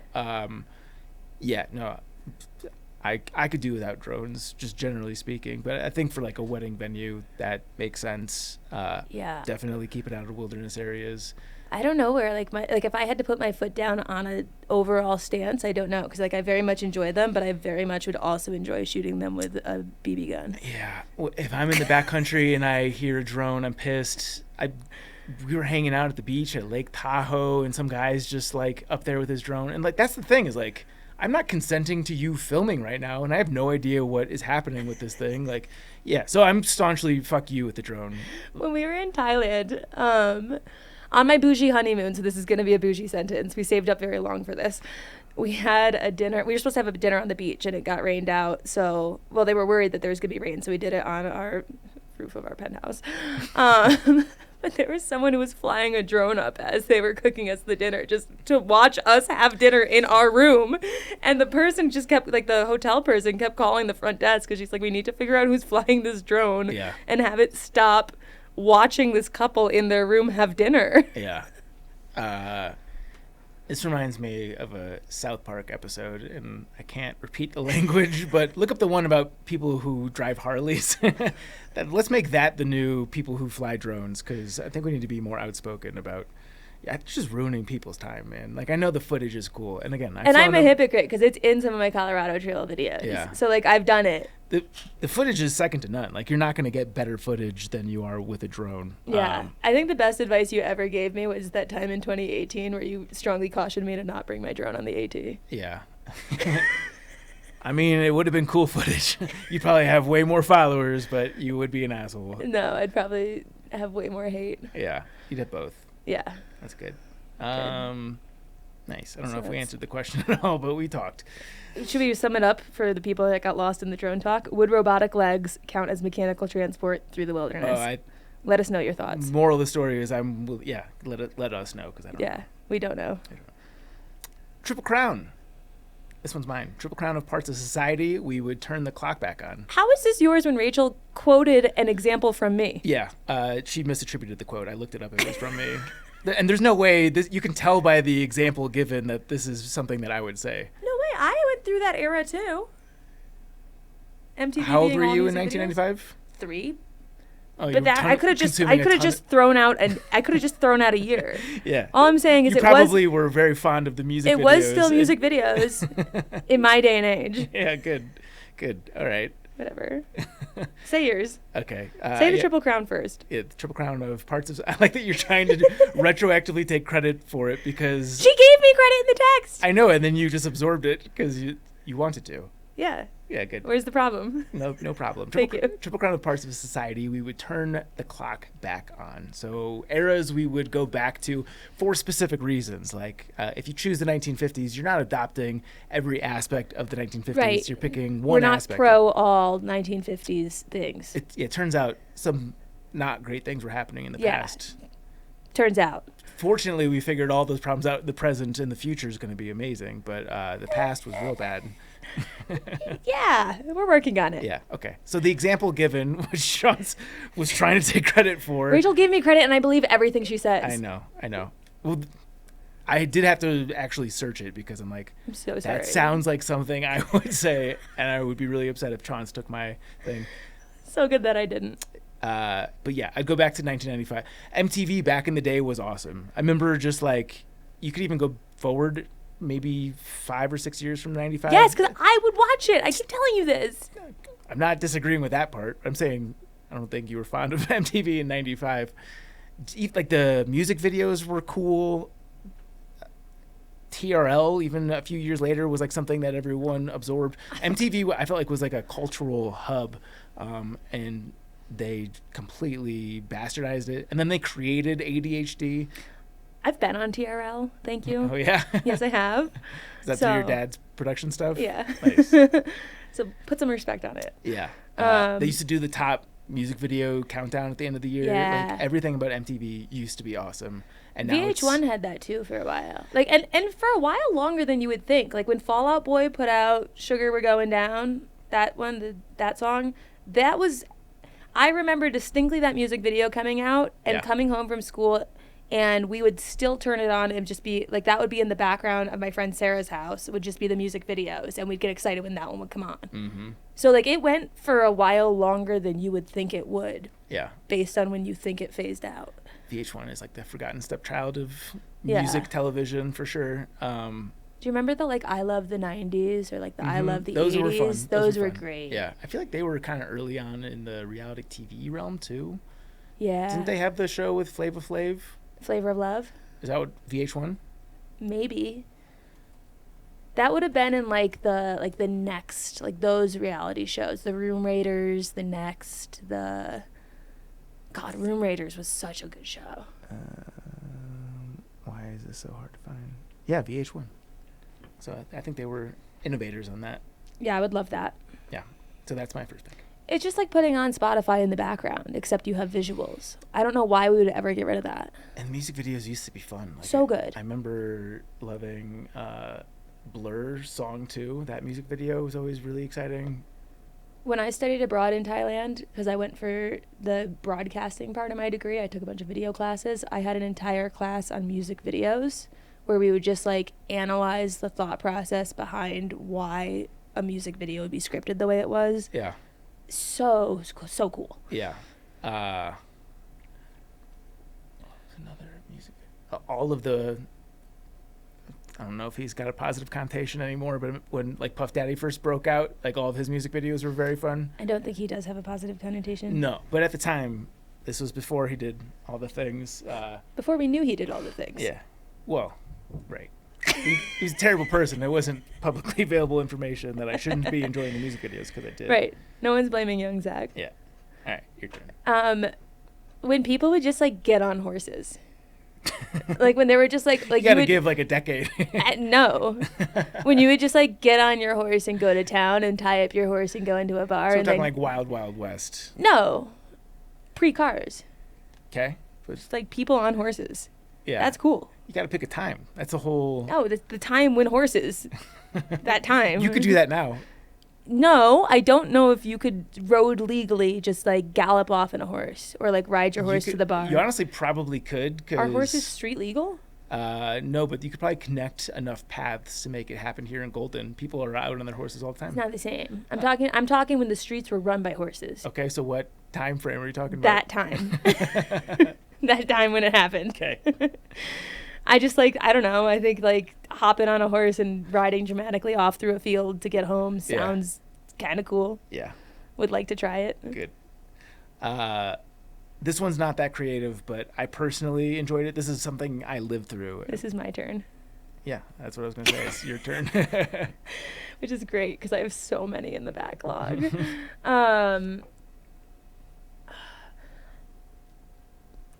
This one's just like so, I feel like low-hanging fruit, but like, how do you word it?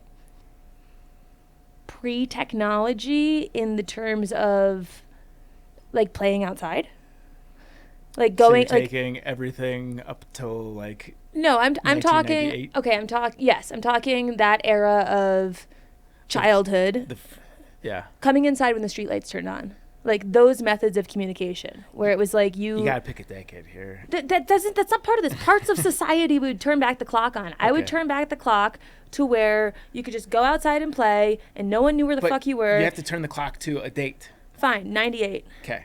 I was 6 then. I'm sure that was fun. Like the streetlights come on, you have to go home, and no one knows where you are, and no one can find you. And then like you recount your tales of the day, and it's like, I'm sorry, you were doing what? Mm-hmm. Like we found there was an old train track bed behind a fence behind our neighborhood that you could only access by walking all the way down the stream and then going through a tunnel, like a sewage pipe tunnel.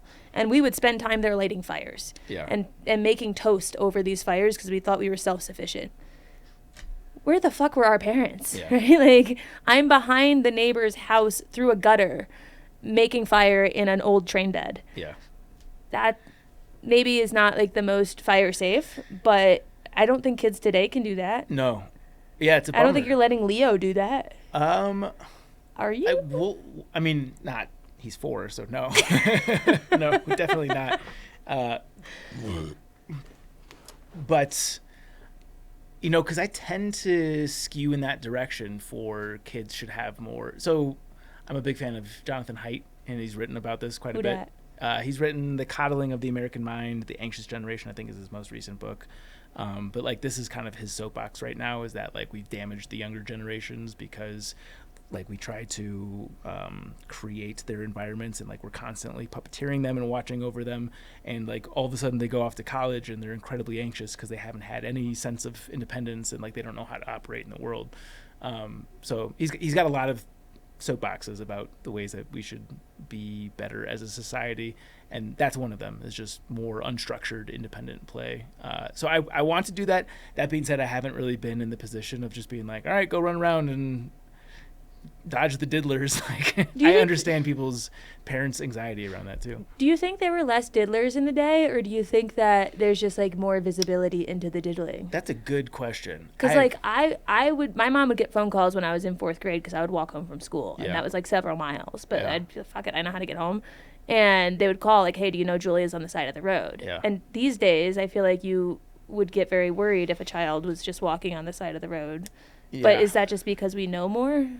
Or I don't know the answer to that question. It's a really good, important question. I don't know. I would like.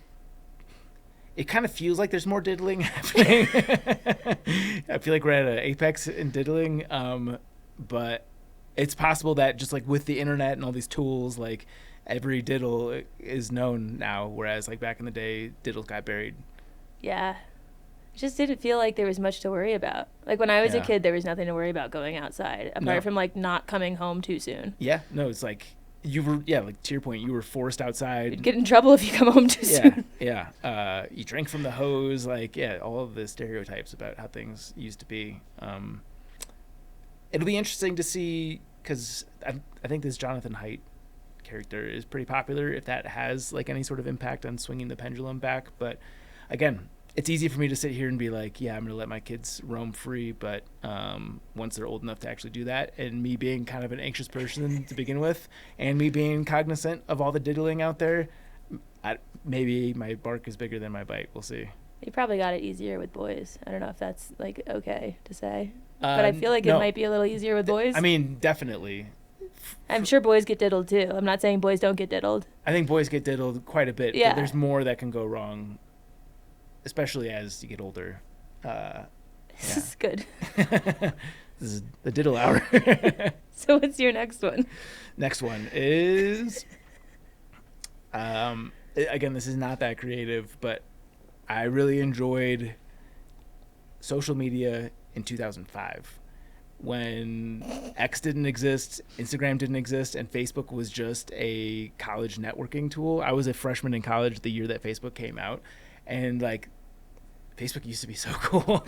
You would literally just connect with people like in your dorms or like your classes, and because it was just like this guarded network where it wasn't going to reach your grandmother, and then it did, you would say the wildest shit. Like I would come home from the bars at 2 a.m. and literally just like stream of consciousness, word salad, just on my own profile, on my friends' pages, just say the most inane stuff possible. And like everyone would come to class on Monday and like read the quotes of what I sent them. And we all had a good hoot about it. Like it was so much fun. You can't do that anymore. Like the kids are so afraid of making a mistake and getting canceled in their own way. It's like it's made society very hard. But 2005 social media was prime. That was really fun. You could be an asshole and there were no consequences. And like when I say asshole, I don't mean mean to people. I mean you could while out innocently and it wasn't a big deal. One of Garrett's groomsmen speeches at the wedding. Did I tell this on the last episode? Yeah, the Facebook Garrett. Receipts. I was gonna say it sounds familiar in my own brain, so it was in the last episode. Yeah. 2005 Facebook was great. I'm going to pick one where I wasn't alive. The late 60s, the hippie movement. And just like the free love, the carefree sex, the good acid, good music, just like everything about that specific element of the late 60s seemed like a lot of fun. Like going to Woodstock. And before STDs existed, aka were known about. AIDS was like very much a big thing back then, wasn't it? I think AIDS is more of like a early 70s, like late 70s, 80s, which is kind of that was the buzzkill on the free love movement. Is like, you're gonna die. But yeah, just like you just bang a lot and do cool drugs and listen to the best music. That sounds like a good time. Doesn't sound bad. No. Was that 2? That was 2. Facebook and carefree banging. See, my last one's hard because there are parts that I would be fascinated to watch in like you're fascinated, like you kind of can't look away type of way, but that I definitely wouldn't want to live. And I feel like we can even Gladiators Coliseum. Well, no, if we want to do like a callback, that was on my list. Well, we could do a callback to the episode where it's like prior to a certain decade, like things weren't great for women. We didn't have a lot of rights. Sure. I don't have the personality where I would deal with that well. But right? you grew up in a world where you're allowed to have that personality. If you grew up in the 60s, I would still have it. I'd be Steve Chauncey's daughter. Yeah. You know, like stubborn and loud. Yeah. Maybe. I don't know. I feel like I wouldn't cope well with not being treated the same as other people. Sure. And it would like lead to my own demise. Yeah. I'd get burned at the stake. Yeah. For sure. But I always... With that hair, you do have witch-like tendencies. Yeah. No chance they're not burning me. Yeah. But I was thinking about where I often gravitate to in shows, and I love shows that are around like the Tudors, Mary Queen of Scots, like all that sort of stuff. Mm-hmm. And I feel like it'd be cool to be like a cat in the hallway Like I definitely don't want to be a woman in that time. Yeah. I don't need to get beheaded for not having a son. Sure. You know, like that's no good. Yeah. But for all this, but then even some of the stories are just so gruesome that it's like, am I just fucked up that I want to see that? No, that's not true either. I mean, it's exciting. Well, it's cooler than sitting in a cubicle for 9 hours a day. But like the costumes, the dresses, the grandeur, all that, I think it would be cool to see in the moment. And that's about where the thought process ends. Like, it'd be cool to see. And then you start thinking it through, and it's like, well, no part of this actually plays out cool. I'm probably going to die very young in this experiment. No, I think it's perfectly appropriate to think of it like as a TV show, like I'd like to kind of ignoring how it would negatively impact you, just as like an entertainment value. Well, that's why but then I'm saying I would be entertained by all this like horrible things. That's not true either. I think women have that tendency in general because based on the tenacity with which Jenna consumes murder mystery shows but about I like the Bridgerton stuff, the fancy balls, the waltz, all the cutesy courting stuff. You know me, I love love. Yeah. I would love to see that in those times, but you can't get that without the handful of other shit.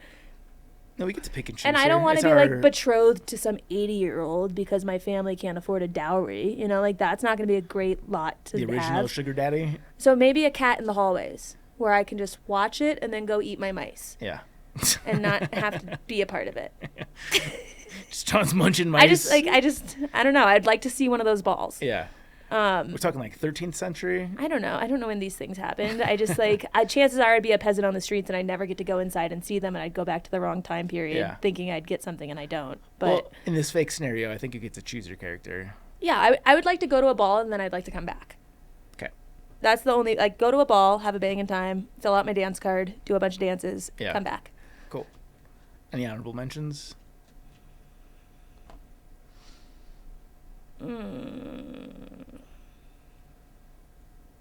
No. The disco culture in the 80s seemed like it was a pretty good time. That's true. I think I'm reading too many history books. Like, I just finished reading A People's History, the one that the Strawbridges recommended, and there's just so much bad. Yeah. There's just so much bad. So all these different time periods we're thinking of, I just finished this book yesterday, and I'm just thinking about all the bad. You gotta pick out the one thing that you like about it. Yeah. And you're like, that was actually kind of fun. I mean, I'd go back to high school when we didn't have phones yet. I mean, we were just starting to get cell phones. Sure. That was fun. Yeah. Yeah, I mean, you were talking about riding your horse into town. I think, again, if we're just picking one very narrow silo of it, just like, the Wild West, walking into a saloon, pushing the doors swing open, get some shine, like... Yeah, but how easy is it for you to get shot? I'm sure incredibly, which makes it exciting. No, for me, that makes it terrifying. Go have a shoot-off? A duel? Yeah, a duel. Yeah.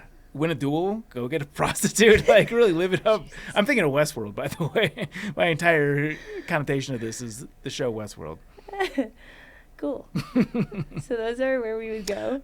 I only support robot prostitution, for the record, for all the angry emails, just the robots. Yeah, we're going to get a slew of stuff for these segments, probably. We've covered the gambit.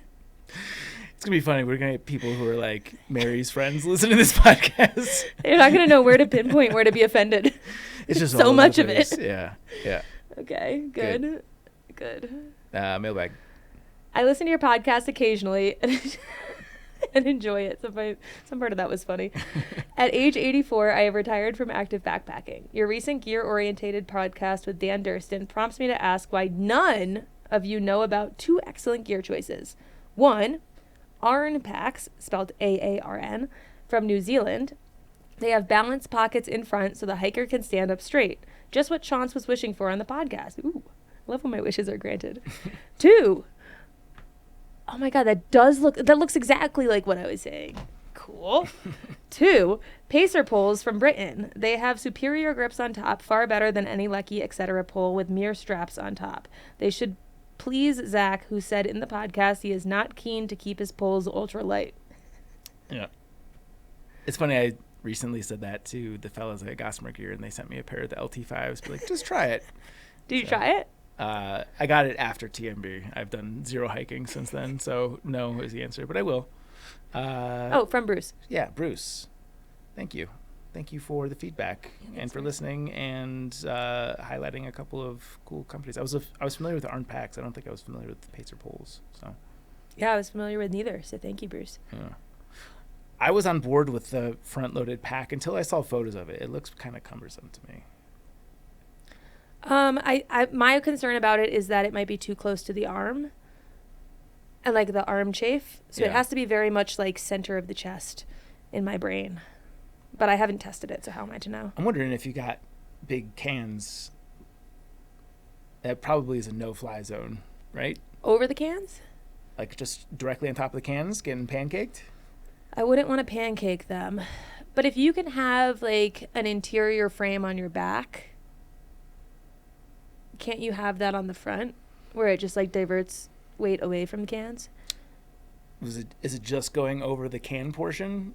Because then otherwise you're just trapping a lot of heat. Well, what if the interior frame created a little bit of an arch over the can? So like a how there's an arch on the back to like keep your back from sweating. Exoskeleton for your for your cans, like an outward and then the weight bra. goes over it. Yeah. And focused on the top part so that you're not pulling the cans down, but you're weighting them from the top. Feels heavy to me. The only way to know is to test it. Yeah. I hope someone emails in with all the ergonomics of front can protection. Yes, we can.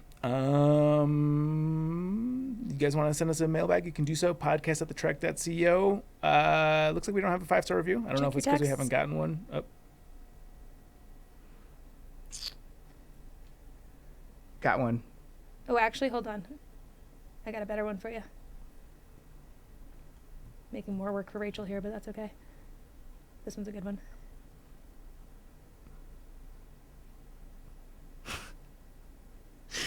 My favorite part of this is the screenshot of the podcast that you're listening to. Is Sydney Sweeney making a mistake? What's the end of the... I don't know. This is a Betches podcast. This is like brain trash that I listen to when I listen to the dude version of it. It just says, is Sydney Sweeney making a mistake? I'm only 16 minutes in, so we haven't actually gotten to that part of the episode. What are you speculating the mistake is? Let me go to the show notes. Go to show. By being a Nazi? Is Sydney Sweeney making a mistake this week? Take it... From there, they break down Sabrina Carpenter. Next, they tackle Sydney Sweeney and Scooter Braun's eyebrow-raising relationship, unpacking the wild age gap and whether Sydney's latest romance is love strategy or a PR move. This is the Betches. They got it. Are like 3 friends from middle school from Long Island. That's fun. Yeah. This one's from Trailhead Dan. Many thanks. Just wanted to say thanks to the whole crew. With kids the age mine are and a lack of recoil backpacking infrastructure in our lives, my opportunities to get out into the mountains and trails for multiple days is limited. I spend most of my outdoors time trail running for as many hours as my family and job can handle it. I can associate with that.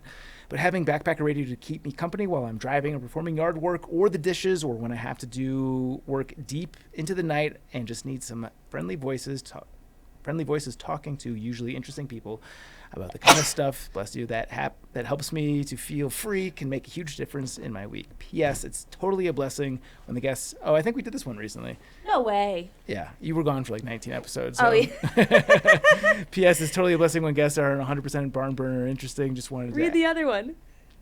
Probably read that one too. So instead of rehashing 2 old reviews, we'll talk about Sydney Sweeney. But thank you to Trailhead Dan. Again. Yeah, I guess this is a call for we need you guys 5-star reviews. So head on over to Apple Podcasts, leave us any number of stars. Just not 1, 2, 3, or 4. And you could say anything you want to us. Yeah, we'll read it. Just don't talk sometimes shit. Twice. Sometimes twice.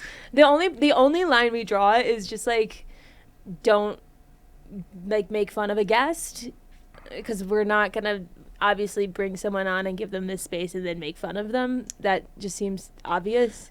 So I had Katie sitting in on one of the episodes, and one of the reviews said, it was something about like, I liked everyone except for the annoying intern. And I'm like, the only person who even remotely fits the intern description is Elise. And no one in the history of time has described Elise as annoying. Like, she's the most I would to think herself. Well, see, now we're I'm not saying this because I think she's annoying. I would just think Jess, because Jess has been on a recent episode. Possible, but I think I've been very I don't think Jess explicit. is annoying. No. I mean, Jess is, I think, objectively hilarious. Yes. But I've been also really explicit about the fact that she's like a full-time Trek employee, so I don't know. If you're gonna okay, fine. Here, let's draw this line. Don't make fun of a guest. You can make fun You of Chauncey can and make I. fun of us, and like maybe be specific so that we're not wondering what you're making fun of. Maybe thought you were the intern. Tell me. Just say I mean, it. who knows? Maybe I'm If the you intern. want, you're making fun of us to land. Just Yeah. let us know which one you're directing it Yeah. at. There's also a lot of other options for things you could say that Yeah. aren't making fun of anyone. So just say something. Yeah, and you could literally say most things, Yeah. and put 5 stars with it, and we'll read it. People will plug their own stuff in reviews, and we read that. Like, we're pretty loose, fast and loose. We here. are loose Yeah, at the super Trek. loose.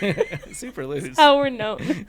Trek is the loosest. Yeah. So that's and if you do a 5-star review and screenshot it, send us an email at the Trek podcasts at thetrek.co. We'll send you a Backpacker Radio sticker, the highly coveted Backpacker Radio sticker. Huge shout out to today's sponsor, Topo Athletic. They are the best. I use the Pursuit 2s on Tour de Mont Blanc, and my feet couldn't have been happier. My feet were so happy I didn't even think about my feet for the entire 105-mile lap. There's been 1,000 times where we have guests on and we ask them the Topo Athletic question. They're like, "Oh, I'm wearing Topo Athletics."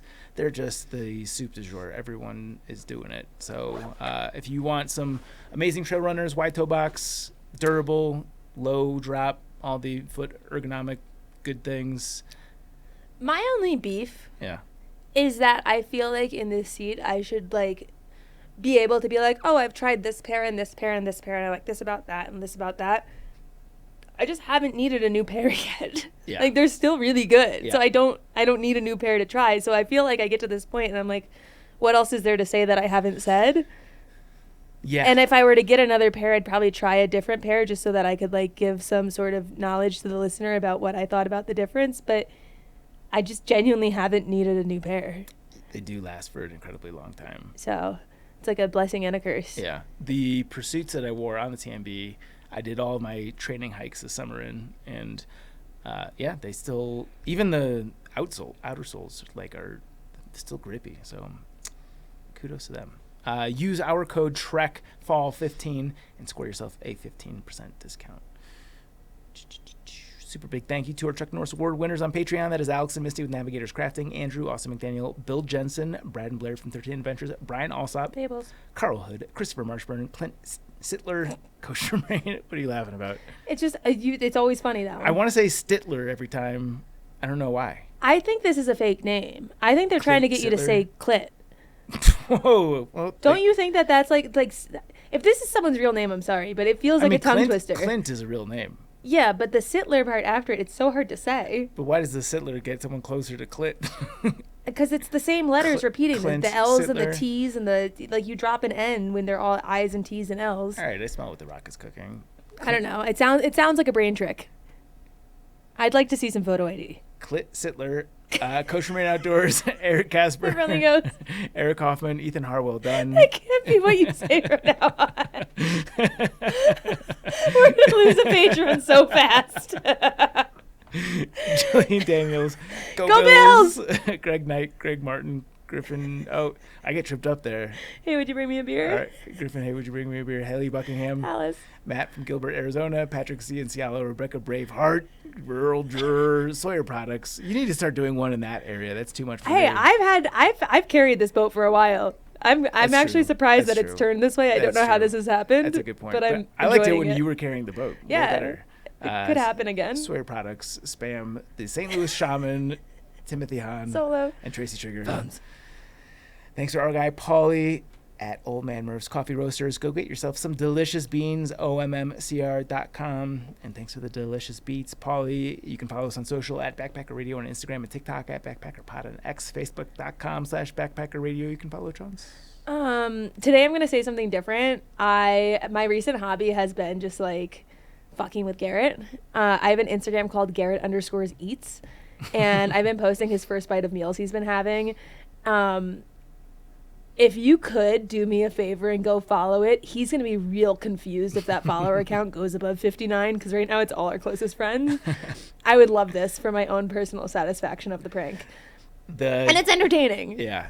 I definitely resonate with the dance moves. Like when I get a good meal, to me that is nirvana. Like if I weren't doing Trek something, I would either go be a chef or a food critic, or like a failed food critic or a failed chef. I would do something in food. I'm a fat boy at heart. So when he gets super excited about food, I can definitely understand. If I didn't know him, I would think he was faking it at this point. Yeah. No, I appreciate And it. it's just like, this is the life I live. No, it's this at every meal. You can tell. So that's the only plug I'm going to give, because this is just like the recent thing that's been bringing me joy. Yeah, they are funny clips.